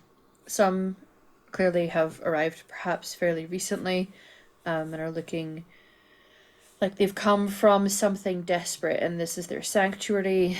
There are others that appear to have come back from some type of combat. But there are merchants here, there are soldiers, there are mages, because of course the Inquisitor sided with mages. Why would you not? Yeah. ATAB. The theme of this. ATAB. And you are able to find yourself a little slice. I would like for you to describe to us what your new home looks like and your business and how it is set up. So, as setting up shop, I think it's actually kind of, it's within the walls. Skyhold is bigger than just what you see in the game. It has to be. Yeah. To fit that many people. Yeah, to fit that many people. I think that, I imagine that there's people there that are sort of arranging, where can people work and live and stuff. And I imagine, originally, it's just the 2 carts and a tent. And the tent ends up becoming, a little 1-room stone shack. And then it becomes a 2-room. And then it becomes, a 3-room, 1 living room, a bedroom, kitchen kind of thing. Because it's just the 2 of them. And then Finch will get, a taller space, for themselves. For them to have their own, privacy and whatnot. And then outside is the shop and is the cart. That we've converted the carts to essentially stands. So that way, instead of, buying new material, you just reuse the material, and then eventually that cart, one of those stands, gets walls and becomes essentially a salon. because that is what we are making here. Is listen, just because you're fighting the end of the world doesn't mean you can't be pretty doing it. Yeah, can't fight crime if you ain't cute. Like, you gotta be cute fighting crime, and everyone's gonna need haircuts, everyone's gonna need their beard trimmed. I am especially trained in all of it, sort of thing, and it's I think the name of the salon is the Soft Stone. And the Soft Stone. Nice. Because I was thinking Cabrit Caboodle, but Soft Stone is really cute. Because just because you're made of rock doesn't mean you gotta be hard as one. Love that. And we service skin and hair and beards. We do not have spa services yet as far as massages and everything, but I am willing to rent out space in case anyone is in need of such a thing. I am the person to go to. I also am looking for help for an apprentice who will go and gather materials for me at some point. So, yes. Because I'm not... Beginning adventure, the level 1 adventure. The level 1 adventure, yeah. Incredible. I think Finch probably takes your appointments. People have to go and book themselves in with Finch. Finch gets paid. Like, Finch is not... Finch gets paid. It's a family business, so... Yeah. Finch gets paid. But yeah, I imagine we service everyone here in Skyhold. Except that one guy that has no hair. Like, he's smooth. He's got this bald head. He's like you give him some scalp oil. Yeah, but he kind of snuffed at it, so a little bit. I will say, at some point, I imagine the Iron Bull is going to have to come by to see if you have any horn balm, because, you just can't get horn balm here. Clearly, it's not a priority for anyone. So you get to encounter the Iron Bull. In fact, I'd wager both you and Dara get to encounter the Iron Bull. There's like a moment where me and Dara like look at each other, like when the Iron Bull just comes to get serviced, and we look at each other and we're like, full service package, really. We saw you from across the salon and we like your vibe. We're gonna go. That's how we approach him in the tavern after. Like, sort of thing. But yeah, no, I definitely do have horn balm because I have worked with Talvashok before. Even though he wasn't one, but I think he's probably one now at this point, because we never betrayed the Chargers. No. Who would choose to? Listen, who would choose that? There are certain choices in Dragon Age that they give you a choice, and you're like, is that really a choice, though? I know people can make their own choices, but that doesn't mean they're not wrong. Yeah, I did it like one time. Like I have playthroughs to where I would do the decisions I would never make. Just to see the world state. Like, I have a world state where Vivian is in charge, is the fucking... Wow. I wanted to make all of the worst choices that I could, just to see how it would be, because, why not? Just curiosity. Yeah. Just so I know all of the lore as I can. But that's not my choice, and that is not this world state. We never... No, it is absolutely not. Yeah. No. This world state is all the good choices. But yeah, it's a whole thing. It takes some time to set up, but it does set up, because it's faster than what most people expect, because there's money here and there's the craftsman here to make it go up as fast. Exactly. Like, we are doing really well at capitalism. Like, here's the thing. Here's the thing with capitalism, okay? I'm a socialist, I'm a leftist, but when you work with capitalism how it's meant to be, it works. Just like when you do it communism as meant to be, it works. The unfortunate thing is nobody does it. Capitalism is just private communism sometimes. Yeah, the only way to dismantle communism is to take part in it sometimes. Yeah, exactly. But we're doing okay. We're doing swell here in Skyhold. Yeah. Establishing our I imagine I meet the Inquisitor at some point. Like, who doesn't? Sure. Need, who Yes. doesn't? Who doesn't? Need, I don't. What is our Inquisitor like? I think because I'm gonna go with my own personal canon playthrough, it is a Dalish mage male romancing Dorian, Of course. because that was my original world state, and it's fucking adorable It's such playthrough. A good one. It's such a So yeah, I imagine the Inquisitor and Dara get on like an absolute house on fire and get to speak about Dalish things. It's like, oh, another Dalish here. Oh my god. Yeah. Yeah. So I imagine So. he or she, or they. He. Yeah, of course, he marries with Dorian. Dorian. Yeah. Imagine between him and Dorian the amount of hair gel. Yes. There's a lot of yeah. Yeah. Mm-hmm. For sure. And how do they feel about my cat? Love it. Good. Your cat is getting on really well because in this little contained space, and the kitchen is like handy, can get up to all sorts of shenanigans. Magpie's very happy. It's good. Like, we have a shop. You should always have a shop cat. Probably even get another shop cat. And not to mention, there's all of these nugs. Like all the nugs. All of Yeah. these nugs that are not. I have for shop nugs. That are not for eating. No. And not for leather. I think, although obviously you're not the biggest fan, obviously Liliana is here. You've encountered Yes. Liliana before, and Liliana loves nugs. So Liliana actually stops by quite a lot to speak to the nugs. So you're actually befriending the inner circle of the Inquisitor while you're there. I'm of course I am. like, listen, at Robin's heart, she's a socialite. So Yeah. kind of thing. I mean, come on. Like, I probably regale them with the stories of the Carta. Yeah. And you know, I've Carta, gotten the into catfish, some- the dragon, the god. Yeah. Fade. Yeah, it's about, you know, at some point I exchanged conversations about what happened to Venture with Dorian. It's like, you know what, I'd love to continue, guys, but we got a wedding to get to.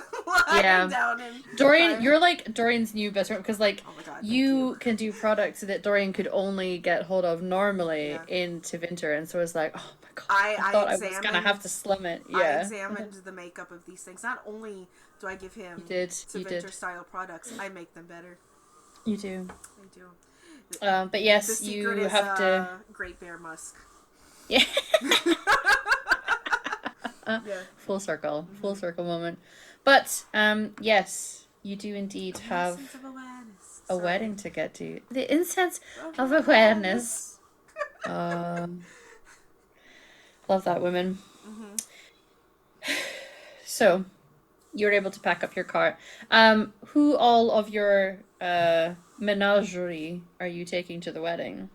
Oh, I think Magpie's gonna stick around. Yeah. At the shop, gotta keep the mouse under control. Yeah. Shop is going to. My apprentice is going to. Whoever my apprentice is going to keep up shop. I imagine it's a young dwarven lad by the name of Michael. Okay. Yes. Or Mikhail. Good old Michael. I love Mikhail. Mikhail. Yeah, Mikhail. You know, it's like you've been at this for weeks. Yeah. If anything happens to my cat or my nugs, I will break your neck. And you know, and Dorian will tell me. Yes. Dorian will immediately tell. Yep. Mhm. So just I believe in you. Don't touch Okay. don't touch anybody's hair. Uh, There's no appointment. Do not take in walk-ins for hair. You are selling skincare You're just selling products. Do you understand? Just selling. Yeah, I You are understand. not I got ready it. to touch. If you touch the Inquisitor's hair and mess it up, I swear. I would never. Like, especially if you put lightener. Like, you do not know how to do that yet. Like, when I get back, we'll teach you how to do a wolf cut. Okay. Okay. Like- Okay. I'll just sell. I'll do my very best. I promise. Okay. Great. Wonderful. And then Darren Finch come. Like, Okay. Because of course Okay. Finch comes. Finch is favorite. Yeah. Yes. Mhm. Okay. So, it is going to be time for the wedding. Just to check in with Ophelia. Ophelia, where have you decided to set shop? Where are you living just now? That is an excellent question. Yeah. Excuse me. So I think she's been actually spending a lot of time traveling to at least the major cities, seeing more of the world. So her home will always be in Navarra, but I think she has been like looking around if there is like a place that she is willing to like purchase, or even like small apartments in the cities as places to like stay, because she knows that they need to travel often, and she as a human noble would have more ability to purchase subtly like apartments and things in all kinds of places and own them, and no one would question it. Mm-hmm. So I think like in Orlean and Tiva and stuff, she would have just bought small places where they could subtly hide or whatever in plain sight. Mm-hmm. Okay. So you've been a bit all over the place. Doing some traveling. I'm assuming frequently is with Celine. Yes, as often as possible, but she knows that he's gonna have more things that he needs to do, Yeah. and when her abilities are needed, she'll be called. Yeah. Occasionally he is on some pretty high stake missions. But will always come back. I think he's maybe even proposed the idea to you that you guys find a way of being able to settle and stay a little longer in the crossroads itself. To help you acclimatize. I will say it has been getting easier. I'm gonna argue that at some point in your future, maybe, there is something in particular that would make living here a little easier. Maybe just not yet.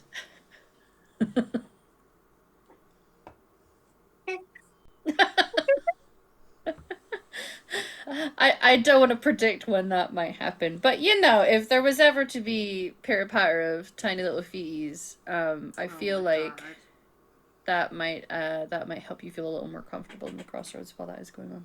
Like, literally, like, you just have it forming in your womb.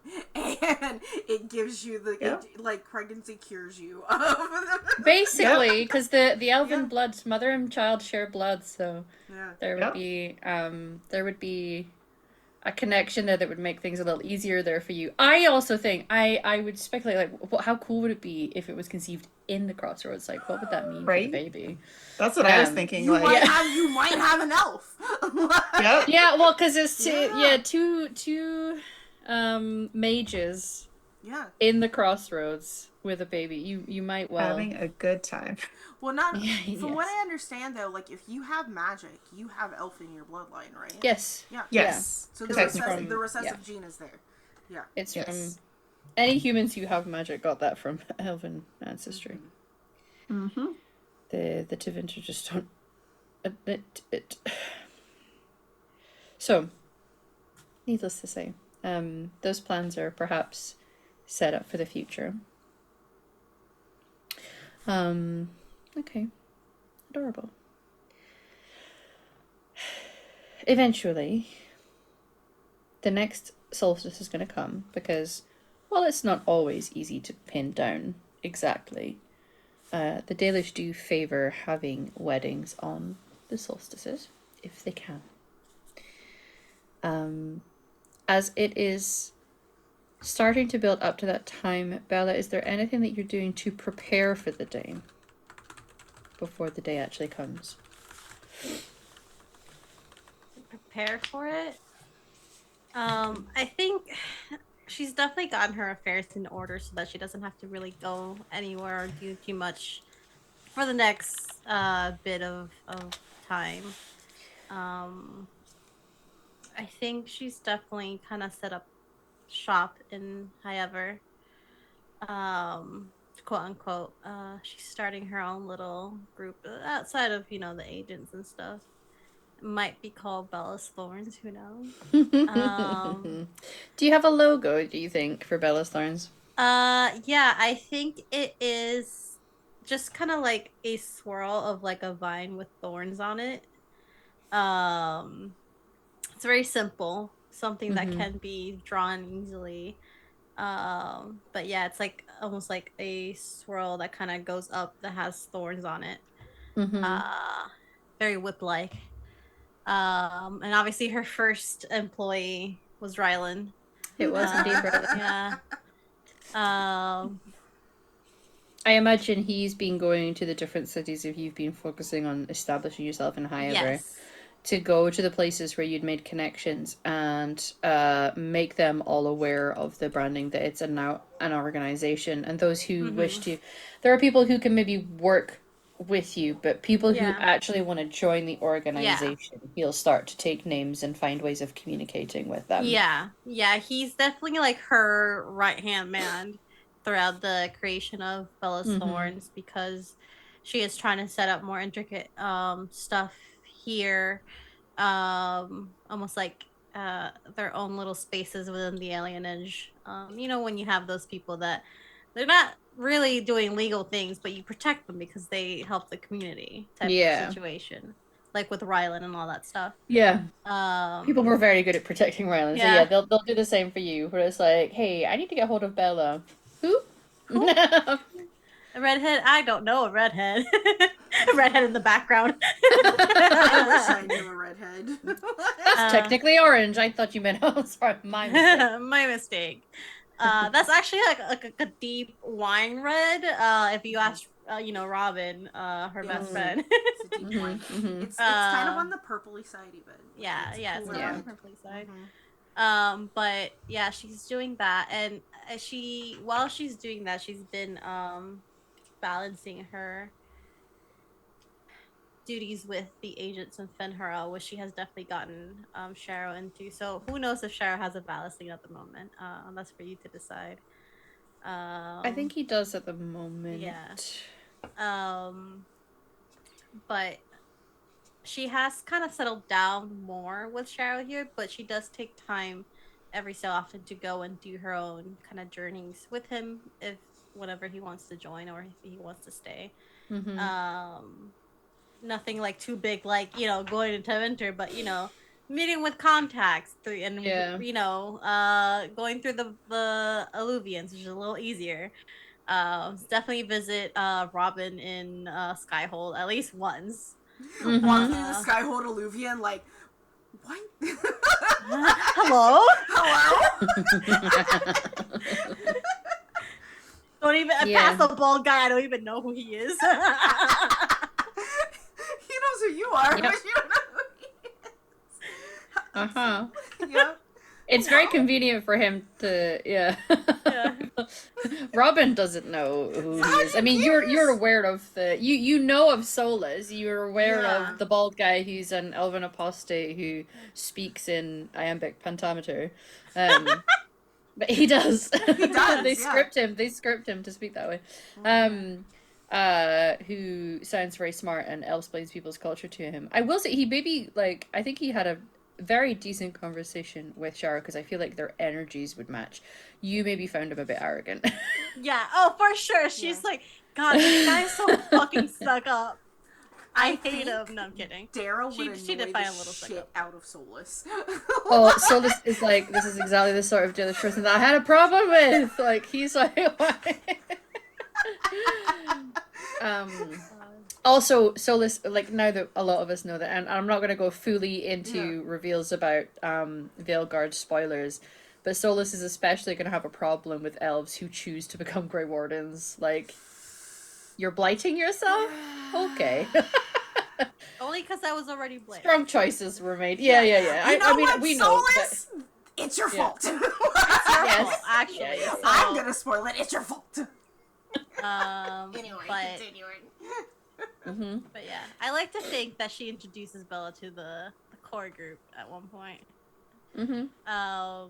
But listen, the stuff that you guys have done in this adventure have been on a par with the epic shit that they deal with. So there's definitely, some peers recognizing peers. They retell the catfish story and then the second catfish story. And here's the thing, because Liana is so good at her job, she has confirmed everything to be true.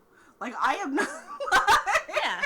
And we She's worked like, for her I sent them directly there at where some they point, went down and yeah. they made the knocking. Like, that was me that sent them on that job. Yeah. Can't Anyway. wait to tell them about the Tevinter statues we found. Yeah. Anyway. So much stuff. But yeah, she has traveled because I've never seen Bella someone who just stays solely in one place. Could be for certain periods of time, but she eventually does travel, quite often, which I don't think Shara would mind because of this Dalish, Shara upbringing. prefers to travel. I think Yeah. he will have the time that you guys took just to settle originally. He finished the home, and I think he's trained up 3 apprentices, so that when he's gone, they can be doing the work to help the alienage. So like the higher alienage is probably more It's home base. up to code, Yeah. like well built. Yeah, there's no safety issues there. They got There's railing. yeah. Doors that close properly. It's watertight. So he has done that so that he can very easily travel with you without worrying about home. Yeah. So I Likes think being they've on the road. definitely set up their home base, which they can stay for longer periods of time, but they definitely still travel very often. I don't think there will ever come a time where they don't travel, unless they just physically cannot. Pregnancy. Even then. Yeah, fair. Who knows? Maybe there's 2 babies born in the crossroads. But yeah, she's kind of set up, and I think with the days leading up to the wedding, she has kind of like organized and told Rylan, like, this is what you're gonna do, this is gonna happen, this is the people you have to talk to. She's kind of taken in a few of the people from the Elenish into, maybe a handful, into Bella's Thorns, and kind of train them. Some of them go out with Rylan to kind of train in being that kind of touching base information gathering. Others, train to be fighters and people that can physically, help people, healers, mages. It depends. She kind of takes in whoever. She does make sure that they have very strong loyal ties. Like, it's not everyone. She's like, I have one very specific rule, which is loyalty or death. But I think she's been nervous the last few days. I think they've definitely, I'd like to think that they set it up.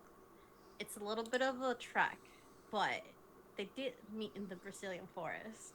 And I think they've planned a trip a few days before the solstice day.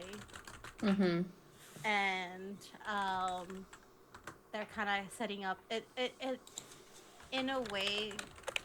It's kind of like a mixture of obviously city and Dalish camp. So it's a little bittersweet, I think. It's definitely not as big as the Dalish camps, but just this little group of people that have gotten together.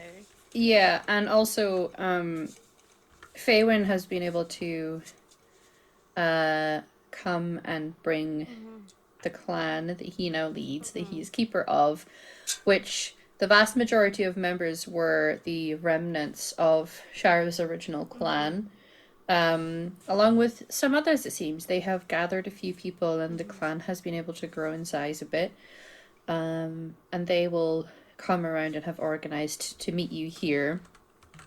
So they've set up, there's Aravels there. They've been able to provide some various bits and pieces that are like Dalish fabrics and certain things and little awnings, and they're helping create the space.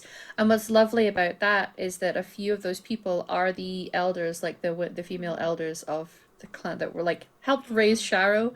So it feels like family is there for him, which is very emotional for him. But also there's Pheolan, Gilhalan, who, I'll just put the picture up there. He was in Dara's original clan, the one that got destroyed, and then they joined up with it. And he's the one that met you and taught you a bit of Dalish in your backstory before the whole thing started. So he's very happy to be there. He's actually going to help you get yourself ready, because traditionally it might have been, the family of the person getting married, to do some of the pre-setup You are hoping that eventually, when guests start arriving, that your actual father will be here for the on the day, but at least in those couple of days in the lead up, just to prepare the space, Yeah. he's there to help you out. Yeah. And, Yeah. Andrew is so excited to see him. Oh yeah. Yeah. No, Andrew Yeah. knew him when she was a baby. When she You know, was there's like, when some she was humans. younger. Yeah. That like your pet is obviously your pet. They're your animal. You're their human. But there are some other humans that like Or, like rival you for how much that pet loves them. yeah. Yeah. Yeah, I think she's definitely excited to see him.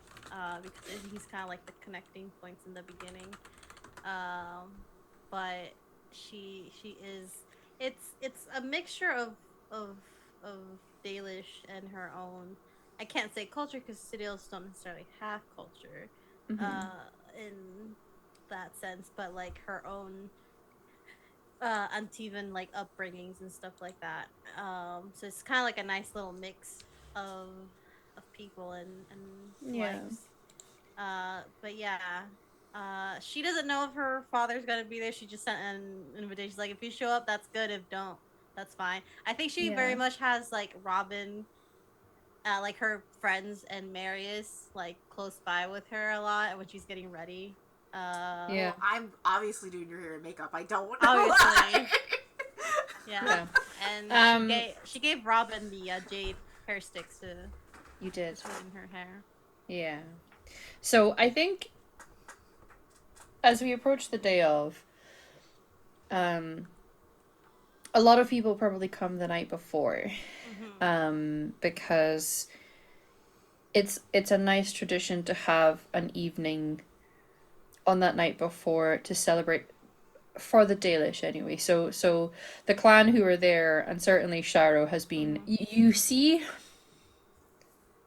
that side to Sharo when he is excited about something, or those moments where he is at his most comfortable and feeling most at home. Whatever sort of that his nerves and his social anxiety tends to manifest in a sort of tense tightness to him. He's quite a serious faced and quite a reserved person.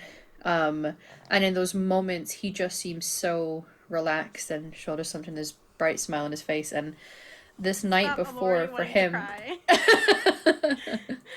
for this night before, they tend to have a meal so that you are kind of celebrating welcoming in the day of solstice, and that turning of a season. And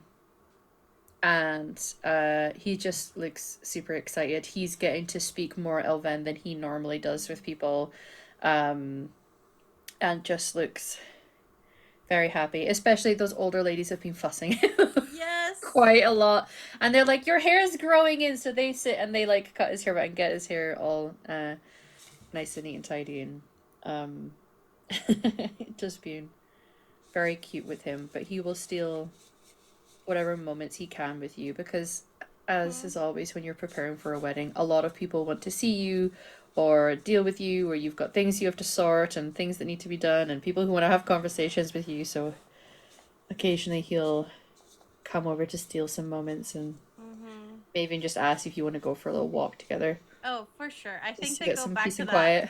that river. It's always a river. Yeah, It's the river yeah. that's nearby. To just almost just recap how they've met in a way. Just kind of think Yeah. about how long it's been. It doesn't. It's not really that long, but it feels long. Yeah, it's almost a year. Pretty much a year. In fact, you're probably sitting there thinking, yeah, is it actually a year? Almost a year. Bang on. Yeah. Shit. Is that a bad thing? No. I mean.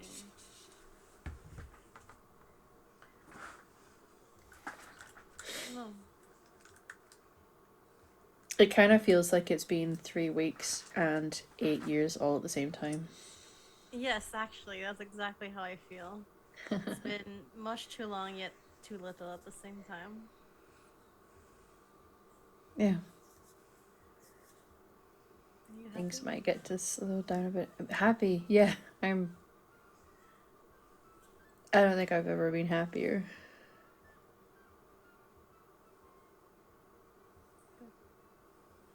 Yeah. Are you happy? The happiest I've been. I didn't think I'd ever get something like this. Yeah. I suspected I probably would. That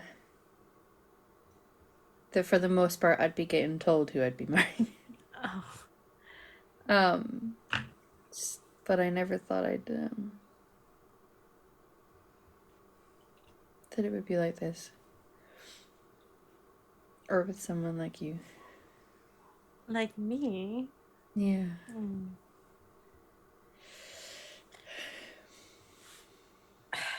I could say the same. I didn't think I'd be marrying Dalish, but Oh. yeah. Yeah.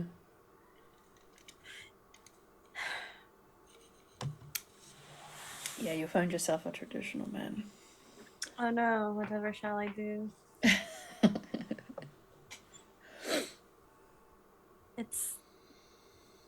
I can't believe we met right here almost a year ago, and we've went from helping a young girl and hunting a great bear to hunting down dragons and gods and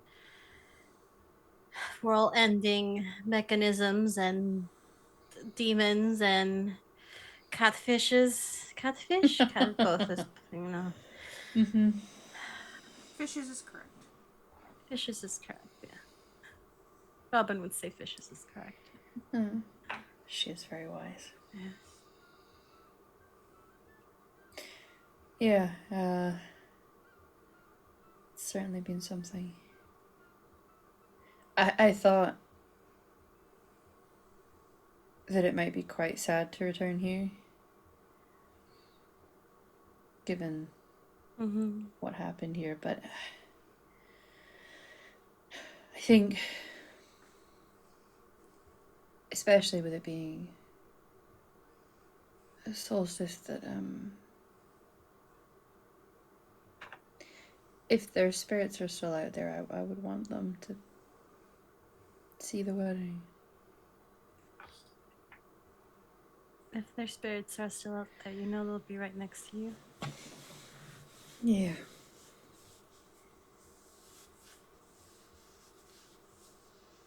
Yeah. I'm sure they'd be really happy for us. I'd like to think so. Though the way I met your mother wasn't the most traditional. Well, no. They approved of you by the end. Well, when you kill a great bear with your friends, Mm. I'm sure That's all my it took. hunting prowess was. Proved yourself. Exactly. Okay. Well, we should probably head back. But it's nice just to get a bit of quiet time. Yes. Head on back to the masses. Yeah. Unless you want to just quickly recreate how we first met. Oh. I mean, yeah, we could do that. There's a big meal waiting for us, so we gotta work up an appetite. That is true. I think she just stands up and just starts taking off her clothes and runs into the river. Nice. Listen, it was a nice river. I would get it. It was a nice good river. listen. Brazilian rivers are for lovers. That's the name of my next song. Yeah, that's gonna be on the merch. The Yeah. Brazilian forest is for lovers. But you're able to return, and I think through the night, at some point while there's crowds and drinking and sort of like pre-merriment. You know, I imagine Dalish weddings are the sort that take about 3 days. Because there's like the day before and the party and the meal and the drinks and the shenanigans. There's the day of and then the party and the meal and the shenanigans. And then there's like the day after. The parties in the middle of the shenanigans. Yeah. You're eventually going to spot through the crowds towards the edge of the forest what at first you think is maybe your brother, who has been here and enjoying the crowds. He's been entertaining people. He loves to draw a crowd. But you realize it is your father. He's just kind of standing there watching the crowds and then gives you a little wave. She gives him a little wave back and, just kind of finishes whatever conversation she was having and slowly kind of drifts off towards him. You're here. I am.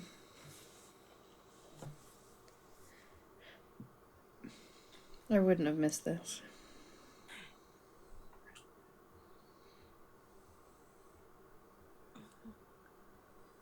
I half expected you not to. Have expected you to. Are you here alone?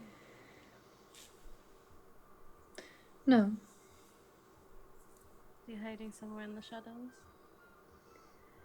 Just checking the perimeter to make sure everything's safe. He's a cautious one. Quite rude to question my handiwork on the day before my wedding, but That's his way. I'm sure he'll catch up to us soon.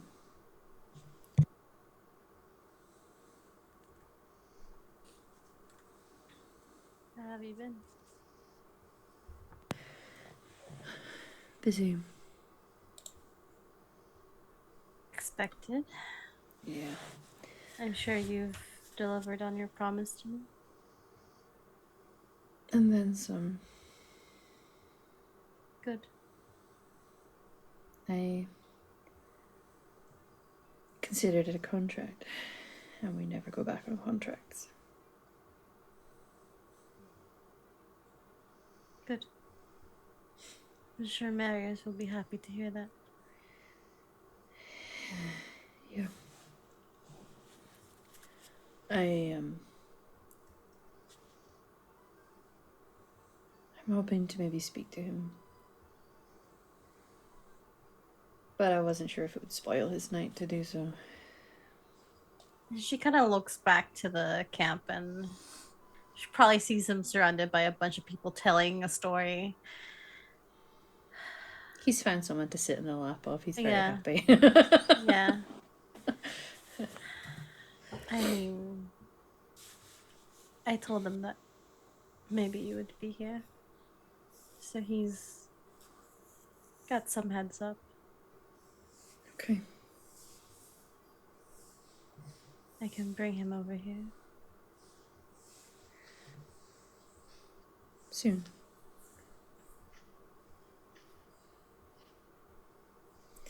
Are you ready for your big day? I am.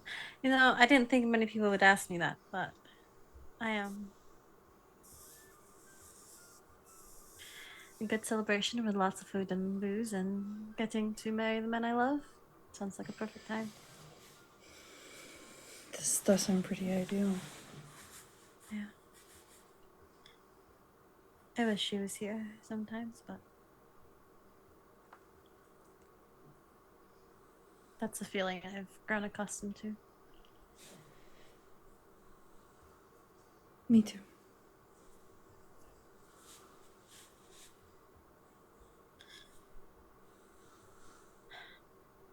But I think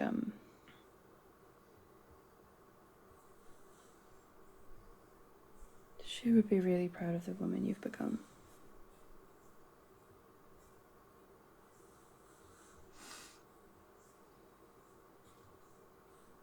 I hope so. against all odds. You're strong and kind.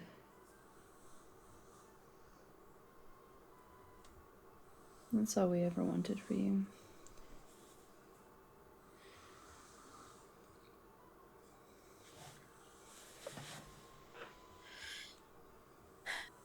The world has enough of cold, hard people.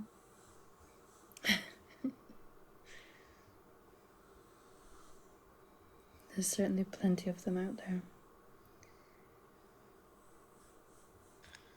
I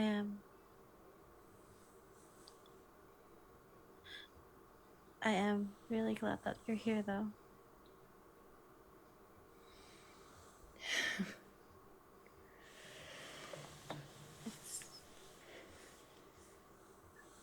It's strange because I kept thinking back of when we met for the first time again, and it almost seemed like a dream after. I know what you mean. Hardly seemed real.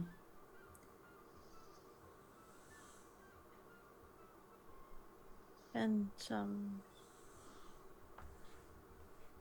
it was strange finally putting a clear face to you.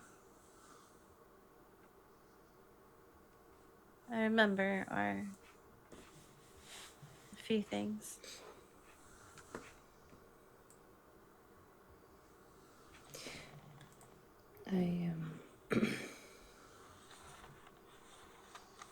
I used to try and imagine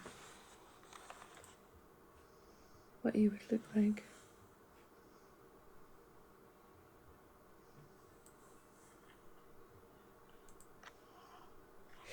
Me too.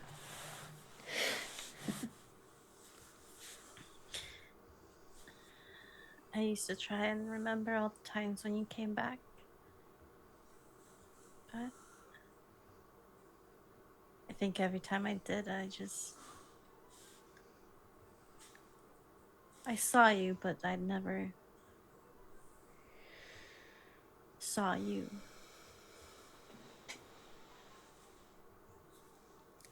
Yeah. You were young. And I was gone a lot.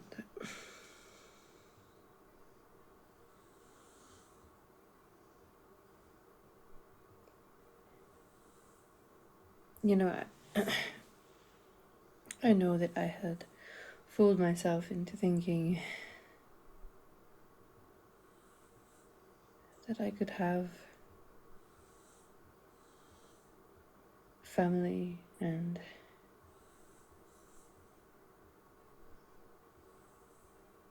just a peaceful part of life that was gentle and full of love and not just endless death.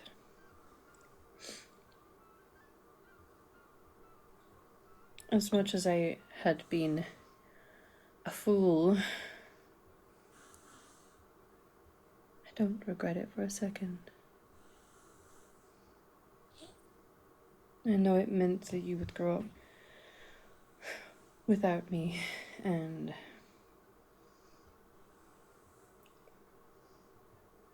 then you lost your mother.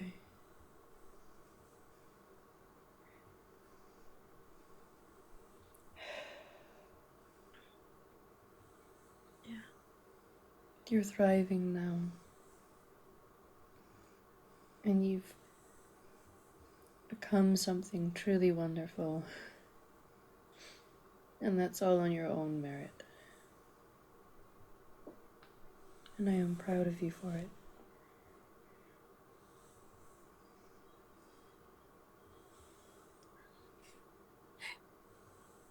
I didn't think I'd care if you were or not, but I think I do.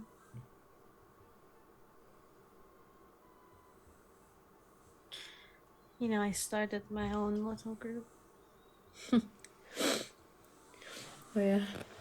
Yeah. Fellas Thorns. Oh. We're networking across a few places. you ever want to retire.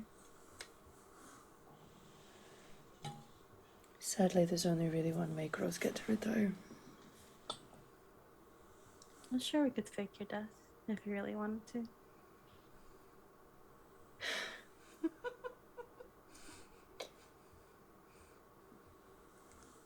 But that doesn't matter right now. No. I'd rather think of positive things. Who knows when the next time I'll see you will be.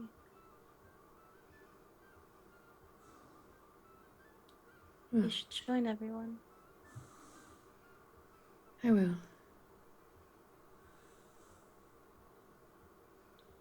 I'll try, anyway. I just need to put back on my mask. I know what you mean.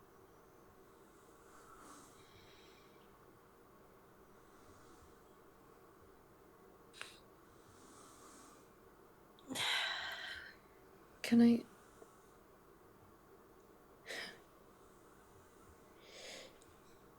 Can I hug you, Bella? I think before he even says her name, she's hugging him.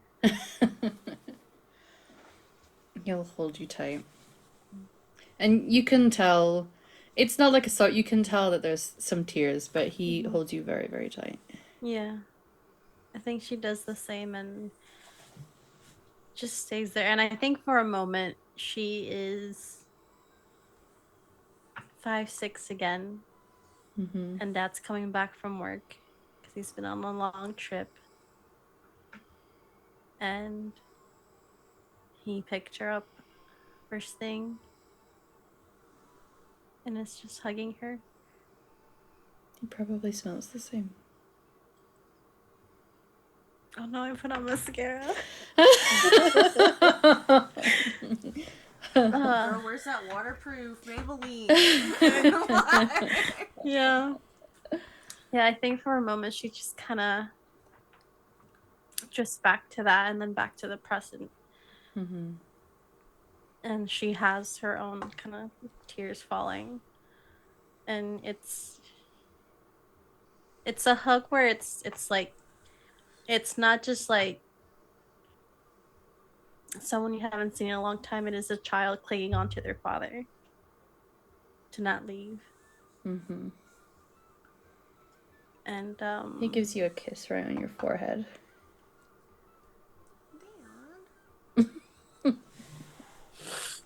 why would you say that? What do you mean? What do you mean? What do you mean? What are you doing? Oh. He'll pull back and... He has the same reaction I do. Yeah. What do you mean? What do you mean? Why would you do that? Yeah. And as he tries to, like, push all his own feelings back behind the protection,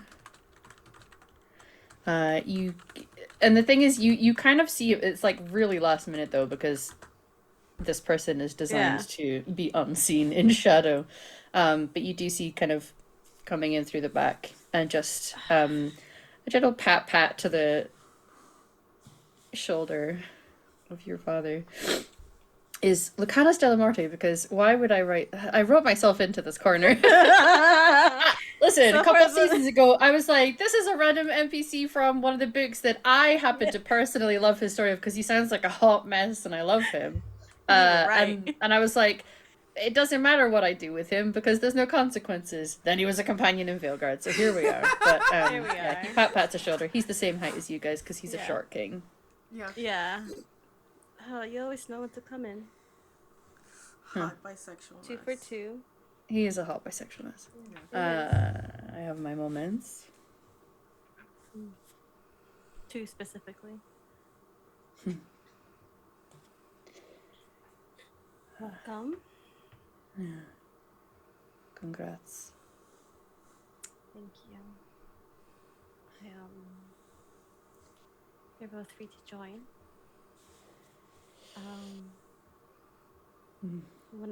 And she'll kind of look back to Marco.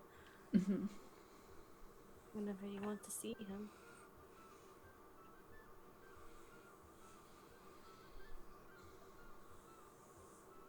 Yeah.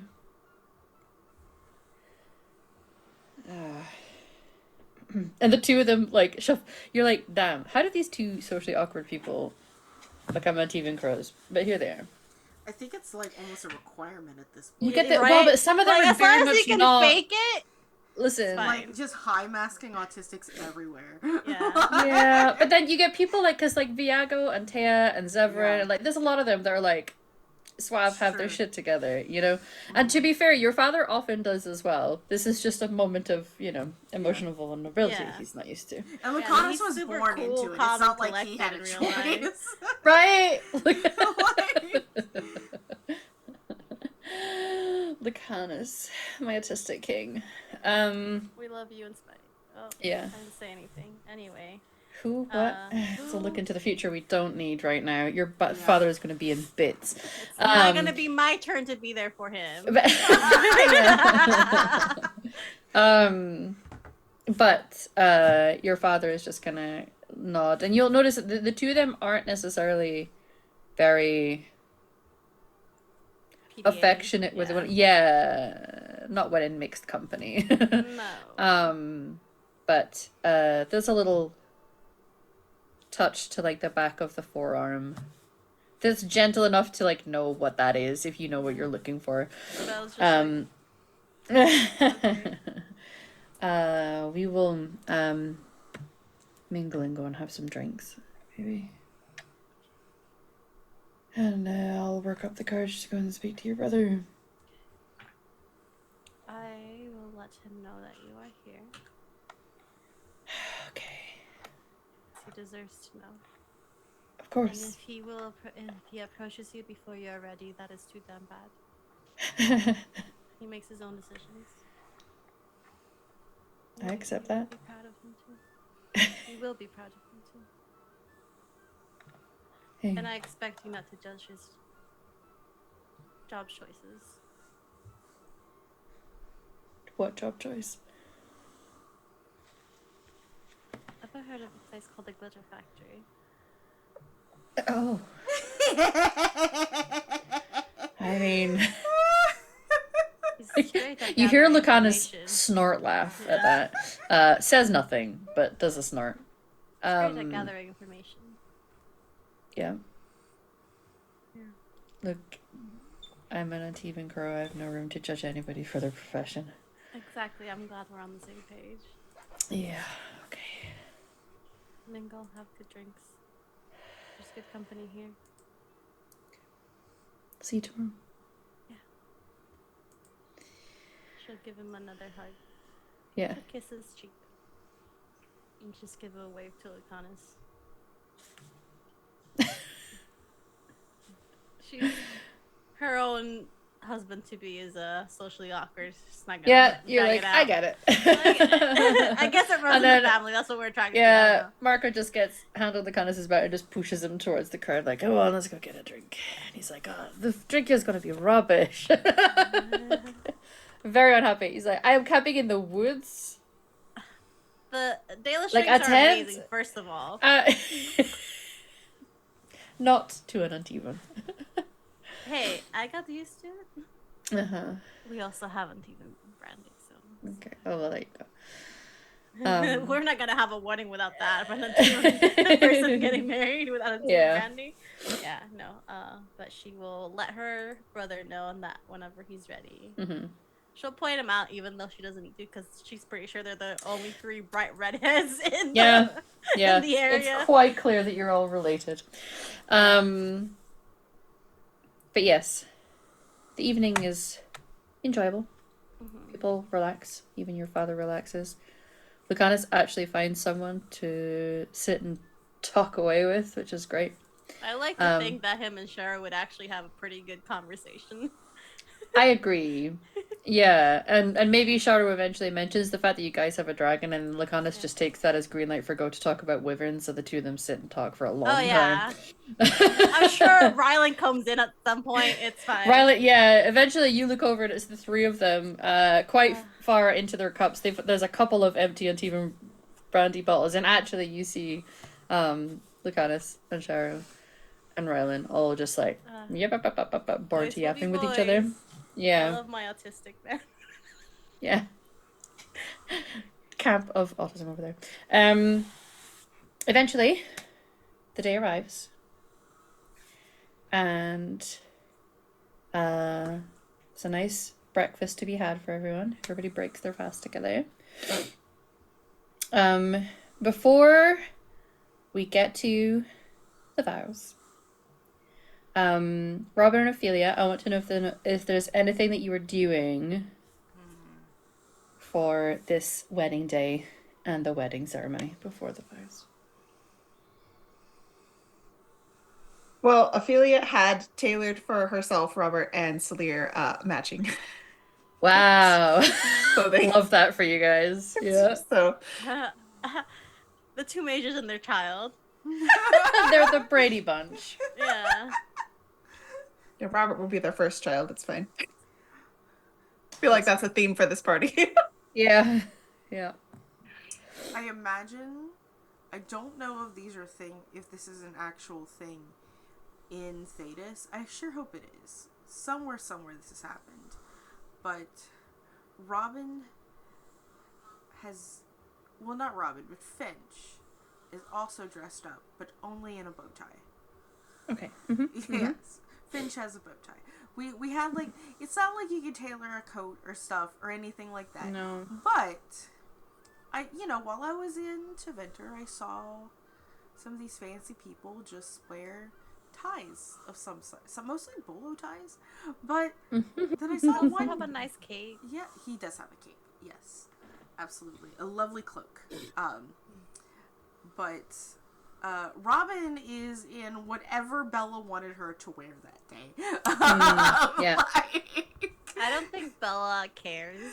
Right, but what's your theme? I need like greens, browns, white. Okay, well, I'm not wearing white. Well, I'm also not wearing white, so it's fine. It's a Dalish running. You're fine. Fair. I imagine it is like a very like a very like a green and brown, which is like very Robin's normal colors. Like, yeah. But just a little bit fancier. Like Robin's not wearing like a dress thrown in there. Yeah, Robin's not wearing a dress, but it like just an incredibly like very well embroidered tunic that has a lot of most of the way that it's stitched though is in like Art Deco style because she's a dwarf instead of having like the more naturey stuff like all the it's stitching. Very angular. Yeah, it's very angular. Art Deco versus Art Nouveau. Yeah, that's how Tolkien did the dwarves, and everyone has copied it afterwards. Like, whereas like Dara, who I'm assuming is standing with Sharo, is like matching me, but in the Arth Nouveau style. Yeah, he's in some Dalish formal wear. Yeah, and Finch's cloak has a little bit of both, like woven into like his seams. So I think Finch got some chalk and drew flowers on themselves. Like they've got flowers drawn on them. I love it. He's the flower girl. Dara also has leashes, like a range of leashes that are ribbons that are in an ombre of like the same color scheme that you guys are wearing for all of the nugs. It looks very cute. Because the nugs came with us. Yeah, yes, obviously. he wanted the nugs to come with you. Part of the ceremony. So the question is, where is the dragon? I have. Are you gonna ride down the aisle on the dragon? I can't. She's not big enough yet. She might be. I don't know. Is she? No. I feel like Sparrowhawk and Angel would walk beside her. Oh my god. Mm-hmm. Wonderful. And I just take the leads from you. To you. Yeah. So Sharo's wearing forest greens, and some browns, but has embroidered into this like long, it's not quite a skirt, but it's almost a skirt. There's wildflowers that are native to the Brazilian forest. At this time of year, at this solstice, it's flowers that the Dalish associate with this time of year as well. Mhm. And various other little bits of imagery. He's got little symbols that follow the outline of it that were things that reminded him of his parents and his sisters, and the clan, and then little bits and pieces from his time with you, Bella. So it's like this bit of fabric is telling the story of him and his life and his past, his ancestry, and his future with you. And it's traditional for them to use that fabric to then turn into like the blankets that you would have for babies, or like lining cribs, that sort of thing. So it's like the fabric has to Yeah. because when you're Dalish, I saw somebody do a write up on this, and I fully adhere to the fact that when you're a nomadic people, especially people who don't have a lot, certain things become very precious, and then you use and You reuse reuse them. for the Yeah. symbology Repurpose of it. them. And so what is worn when the two of you create the bond on this day then becomes part of your future as well. Mhm. But he's looking very dapper. And She has for her. It is a little bit more Dalish in design, but still has her own uneven flair to it. It's a dress. Um, it has a higher collar. Um, and you can see these really skin hugging gloves that kind of just tie in through her middle finger.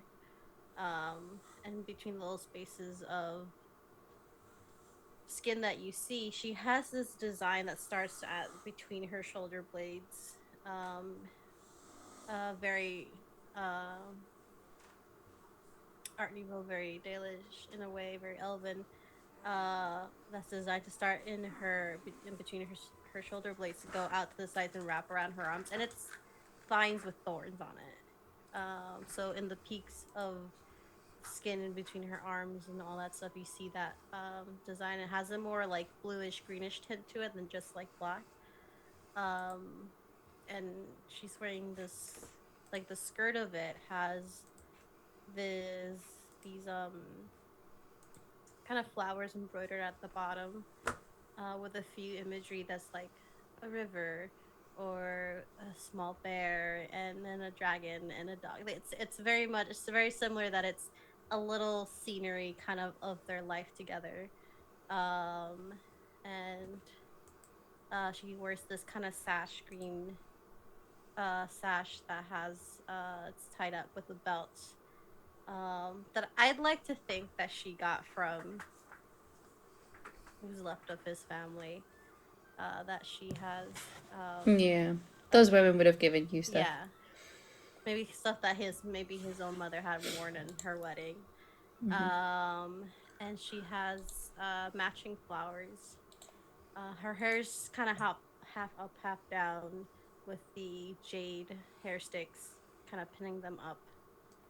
Um, and she has a very kind of very like smoky browns and cream colors as her makeup. She definitely just let Robin do her thing. Nobody knows her colors more than Robin. Um, I got you. yeah, You have a got the waves in the you have an hair. olive skin tone, which Yeah. means you have a neutral tone, which means lots of colors look really good on you. Exactly, everything looks good on me. Really, It's true, but you have better ones, and I think we're gonna stick to the red and the green together is very solstice, by the way. exactly. Yeah. Mm-hmm. She, her hair's kind of got some loose waves, some braids in there, with the kind of flowers decorated with the hair sticks. Yeah, that's her. I'm so nervous right now. Yep. All right. So it is time for the ceremony.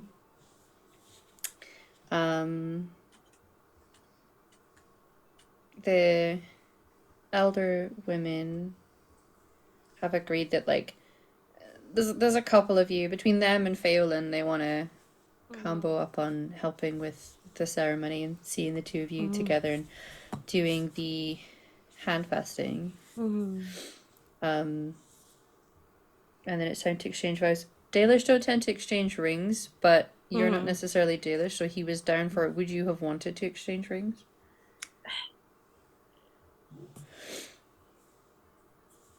I think that if it was kind of like a common practice back in Antigua, I don't see like why she wouldn't. Especially if they did, I like to think that it was rings that he made.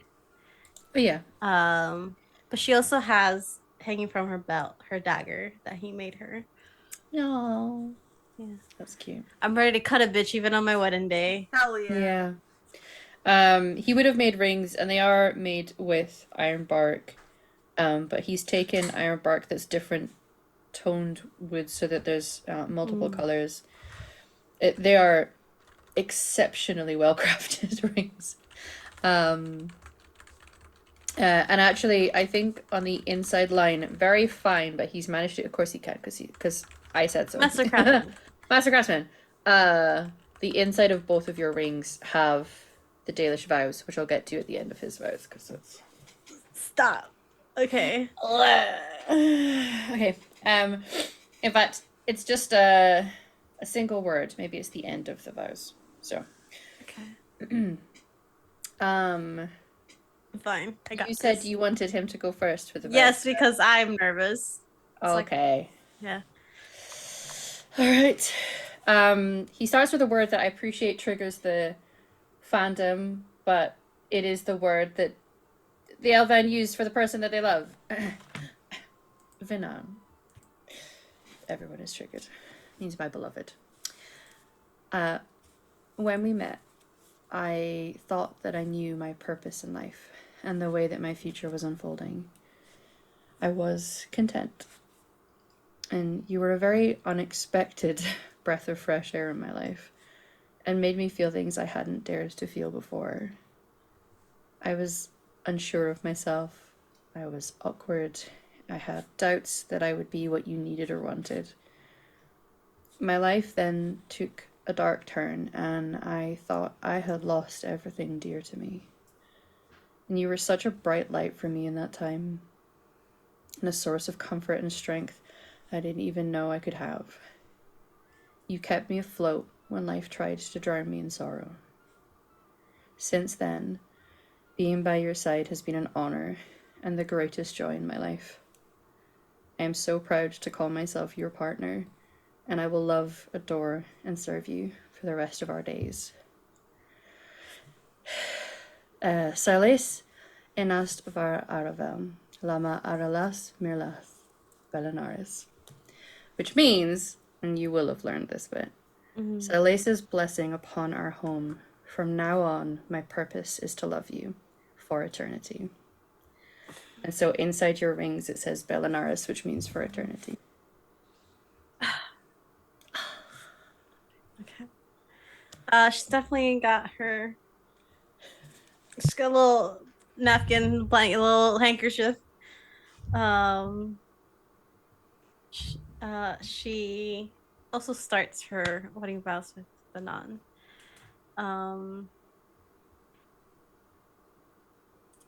Wait, I have notes. 1 second. I have to take notes. When I first met you, I was traveling the world finding my purpose from town to town, doing what I could to help others. And within you, unexpectedly, I found one of the things that I didn't realize I truly wanted in life, which was true love. I did not expect it, but I found it in a small Dalish camp near a river.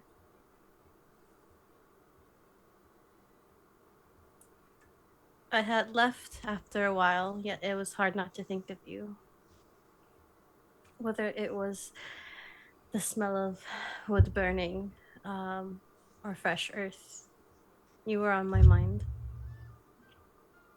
Within you, I have found something that I felt has always been just out of my reach, which is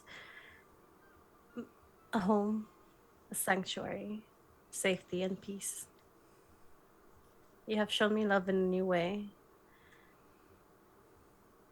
and have taken care of me in ways that I never did when I was busy focusing taking care of others. And you have shown me that I have never been too much to love, but simply that others could not handle that much and can only handle too little. You never once tied me down, always stayed by my side, as I will always stay by your side.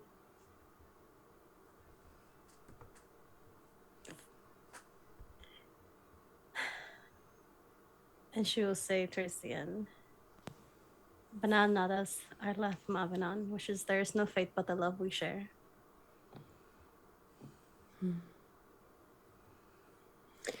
And then they kiss. And then they kiss. And then they kiss. And there's cheers. Yes. Oh. Yeah. So the pair of you joined in matrimony. Bella Norris. Lovely. It happened. It happened. It happened. And with the cheering, and we kind of get a moment to look at all of the NPCs, all of the friends and family that we have made. Everybody happy for the union. And as it fades from that, in true Dragon Age style, we have little scenes, all drawn in cartoon, with a mysterious woman's voice narrating over the top of it. I would like to know from each of the three of you to say goodbye to these characters. What does the future look like for your character? What does their life hold for them?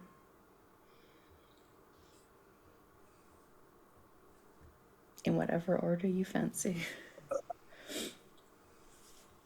I think for Bella, as we pan out, we see images of the alien engine, however, and into their home and her own personal office.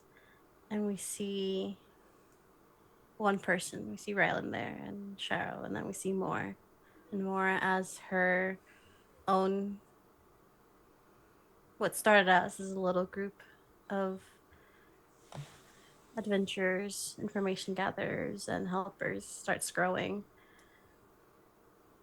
We see eventually a young elven boy or girl. We see a young elven girl, about 10 or so, not their child, biologically, but eventually there's a room in the house made for them. And then we see as their family grows, and eventually there's no Sparrowhawk, at least not in Highover. And Bella and Shao going through these different adventures with Bella's Thorns, with the agents of Fen'Harel, until one day they start kind of settling down for a little bit, as we see an image of her with her husband, her adoptive son, and a growing belly, as she has their baby girl. And they build a family, but it's not the end of Bella's Thorns or her adventures. She just teaches her own family how to follow in her footsteps if they want, and how to take on the world. I think we'll also see your father Mm-hmm. stopping by every See now and his then, a few grandkids. times a year to see his grandkids. Yeah. Especially after he loses his boyfriend. Yeah, like a whole year of like thinking that he's dead. Yeah, that Yeah. one's rough. Yeah. Yeah. He Yeah. can spend that whole year with us. It's fine. That's a few years away. Yeah. Fine. We see in the adventures her helping him get Lucanus out of them. Yeah. Beautiful. Yeah. What about Ophelia? What do we see in your future? Well, at some point, Robert apprenticing with her and learning his magic, he does find the strength and the independence to go off and have his own adventures. Having learned from the other agents, and we all know the events that will happen in Veilguard, but he will have his own story. Maybe he was one of the spirits that had been intended to help out with damage control. We don't know who those spirits were. For Ophelia, she and Salir will continue their work to free the elves and free the spirits. You could see them in Arlethan Forest helping the Veil Jumpers. You could see them in ruins and crypts. Ophelia using her corpse whispering abilities.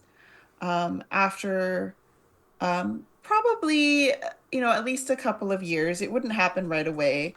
They would have little ones of their own, and you might see them in the crossroads with a couple of little ones with strangely ethereal green eyes, dark hair, and skin tone that's somewhere between Ophelia's and Salir's.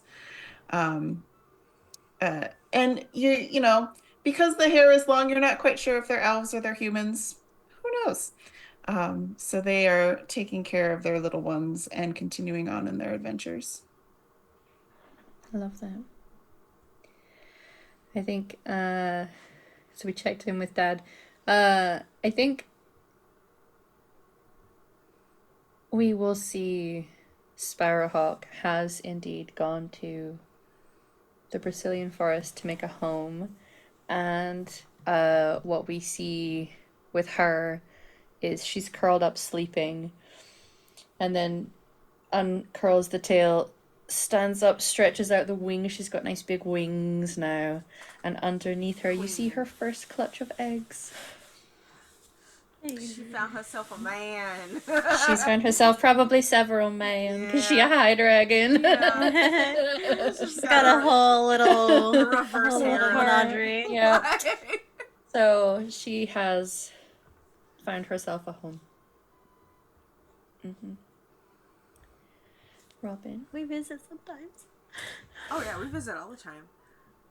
With Robin, her and Dara stay at Skyhold, I think, until the I don't know if the Inquisition disbands or not in this timeline. Probably disbands. Yeah, disbands. Yeah, disbands. But I imagine that the amount of people that Skyhold's economic base sort of dwindles after a time within the next couple of years. And I think it's around that time when Robin's parents start to get elderly enough to where she needs to return to take care of them in Ozamar. And Dara goes with her out there because eventually he will heal his calling, and you know what? Why not be in the deep roads already, kind of thing. Yeah. But they don't stick around all the time. They go back and forth. They visit Bella. They go to the Brazilian forest. They go see Arlen all the time. They do travel, but for leisure, because they both in a way, have, like, a timeline. Like, you know, Robin is in her early 40s at the end of this, and Dara is a Grey Warden. So they have... Robin will outlive him, and she's fine with that because it's Robin. But eventually, Magpie will pass on because cats don't live for very long. But Magpie is a girl, and Magpie has left plenty of kittens in her wake. Yeah. They, just like elves, they get around. And in the same vein, so has the Nugs. So Yeah. Nugs breed like rabbits. I think that at some point underneath the, underneath in Ozamar, on top of combining the business of her families, they just start a Nug petting zoo in their old age, until things start to keep get... Nugs. They are around in the South when things get bad again. And I'm not quite sure what that looks like for them, but when that does happen, during the events of Velgard, nobody hears from either of them. Yeah. Because things get very bad in the South. But bad things in the get South. very weird and wonky for Grey Wardens as well, Exactly. because the calling starts to get a bit strange. Yeah. I think that's a short story all on its own to be written. Yeah. Yes. Very good. And, you know, I imagine Arlen has a gaggle of children at this point. Yeah, and Crane does also become a parent. Crane? Yes. Yeah, a parent and also world-renowned artist. Yes. Yeah. And so I do play Auntie to my both my biological nieces and nephews and my found nieces and nephews. Yes. Yeah. That's Auntie That's Robin to the I feel like kids. Yep. Marius eventually is gonna move, I think, back to Antiva and starts his own brothel. Yeah. And he considers it like an ethical brothel. I feel like think it's what so he much does, information from the brothel. yeah, so much information between him and your father, because your father probably likely does the same too. But it's one of those brothels where, like, all of the people that work in the brothel are part owners, so that it's like, it's a commune. Yes. It quickly becomes one of the most popular. He moves to Treviso rather than Antiva City, which is fine originally, and then becomes a bit of a problem. I feel like he might eventually move away once the Antam start to come in and try to take over all of Antiva, and it's just like, yikes. But yes, and the clan of Phelan probably grows in size until it's a proper clan. They have, I think, 2 of what has become quite a group of apprentices from Sharo join that clan to become the craftsmen of that clan. For sure. Lovely. So we all have happy endings for the most part, but obviously we know Thetis will get sad again because it's Thetis. Yeah, it's Thetis. It's Thetis. But that being said, we had a good 8 years, guys. We did. You get a good 8 years. Yeah. A good 8 years, and then it's like, why is the blight gross? Like, can we talk about how gross it got? I loved how gross it was. So gross. It grossed me out so bad with the sounds and everything. I loved it. It's back to true horror. Yeah, I love However, it. something that is not true horror is this wonderful, lovely story with these wonderful people. We are at an end, a proper end, and we are saying goodbye to these characters. Everybody, please give yourself a round of applause for. Yeah. Yay! Yay! Go us! Woo! Woo! Woo! Yes, we did it. I want to thank everybody, all of my players, and Emma for being here. So, you know, Emma, Satan, Kay, Alex, and Freddie. And Freddie. Freddie. I was gonna say Torin. Bloody Boy just because that's the thing. Freddie. And And Torin. Torin, all of you for being a part of this cast and playing in this game and helping us tell this story from beginning to end, no matter where you came in or where you exited on this game. Emma, thank you for just approaching me and wanting to run this wonderful space and wonderful game. It's been swell, and I want to remind everyone that just because this game is ending, it doesn't mean that this group is ending. We will be plotting and bringing something back for you, because we're friends, and this space is always for my friends to tell stories together. If you're interested in learning firsthand what's coming up, be sure to join my Discord. That should be the link there, and of course follow me everywhere. I spelled that wrong. I'm blind. Discrod. I'm everywhere on the internet at Valdrianth. So I am posting more to Blue Sky these days than to Twitter for obvious reasons. Because I hate Elon Musk. Like, I really hate him. But I am posting more on Blue Sky these days than anything else. But mostly, best way to get a hold of me is through Discord. I'm taking a streaming hiatus probably until late March, early April, to just combat, to not become completely burnt out, because I am actually autistic and I get tired. I am tired. I love you all, but I am tired. So yeah, but I'm still around. I might still pop up in your streams. I pop up in my friend Dr. Ben's streams to play Jackbox sometimes. So I'm still gonna be around. I'm not going anywhere. I'm just not producing games for a while. But that's me. Let's go back and give our farewells. Kay, my friend, you are up next.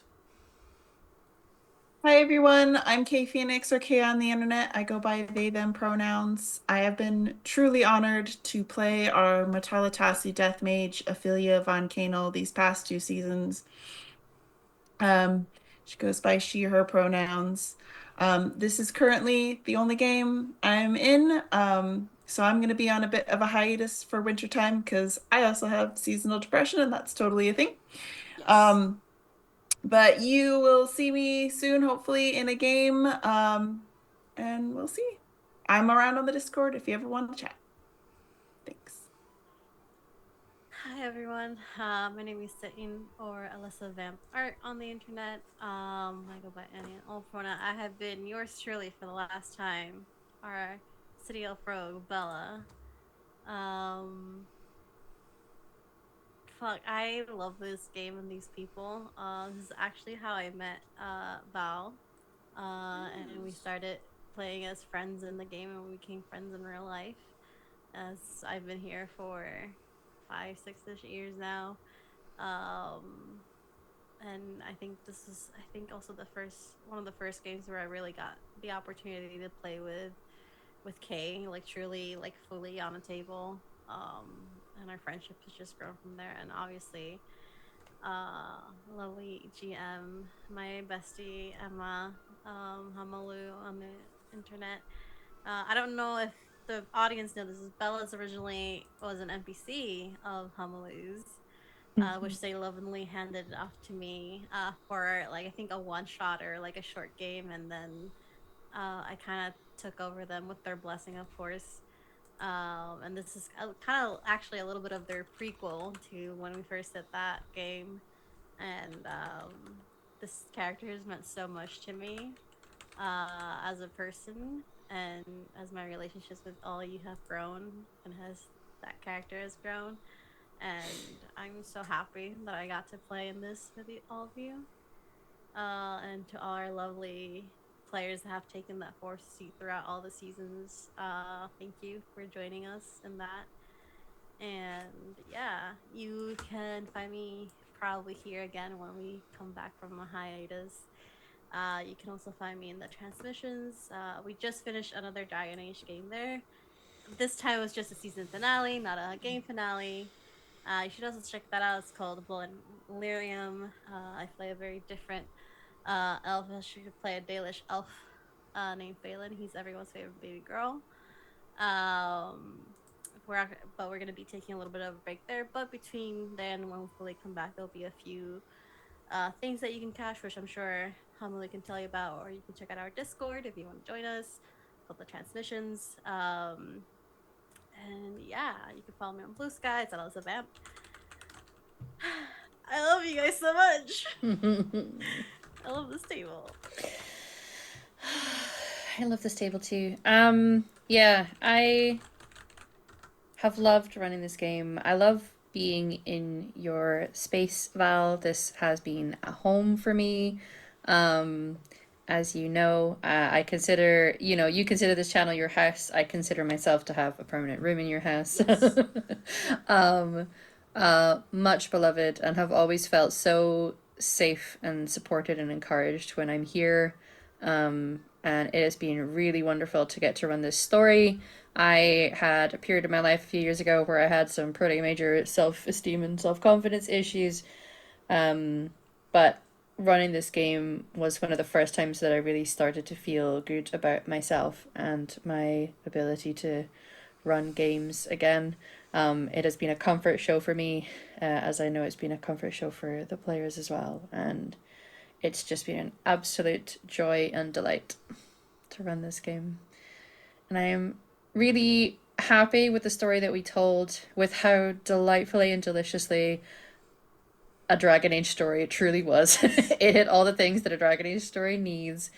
And I'm just really proud of us. And it might be an ending, but it was a sweet and satisfying ending. And so often those of us in the TTRPG space, especially for longer formed campaigns, it is difficult to feel like a story has come to an end. And I think we really went through full arc, and it felt like a proper satisfying ending. So well done, everybody.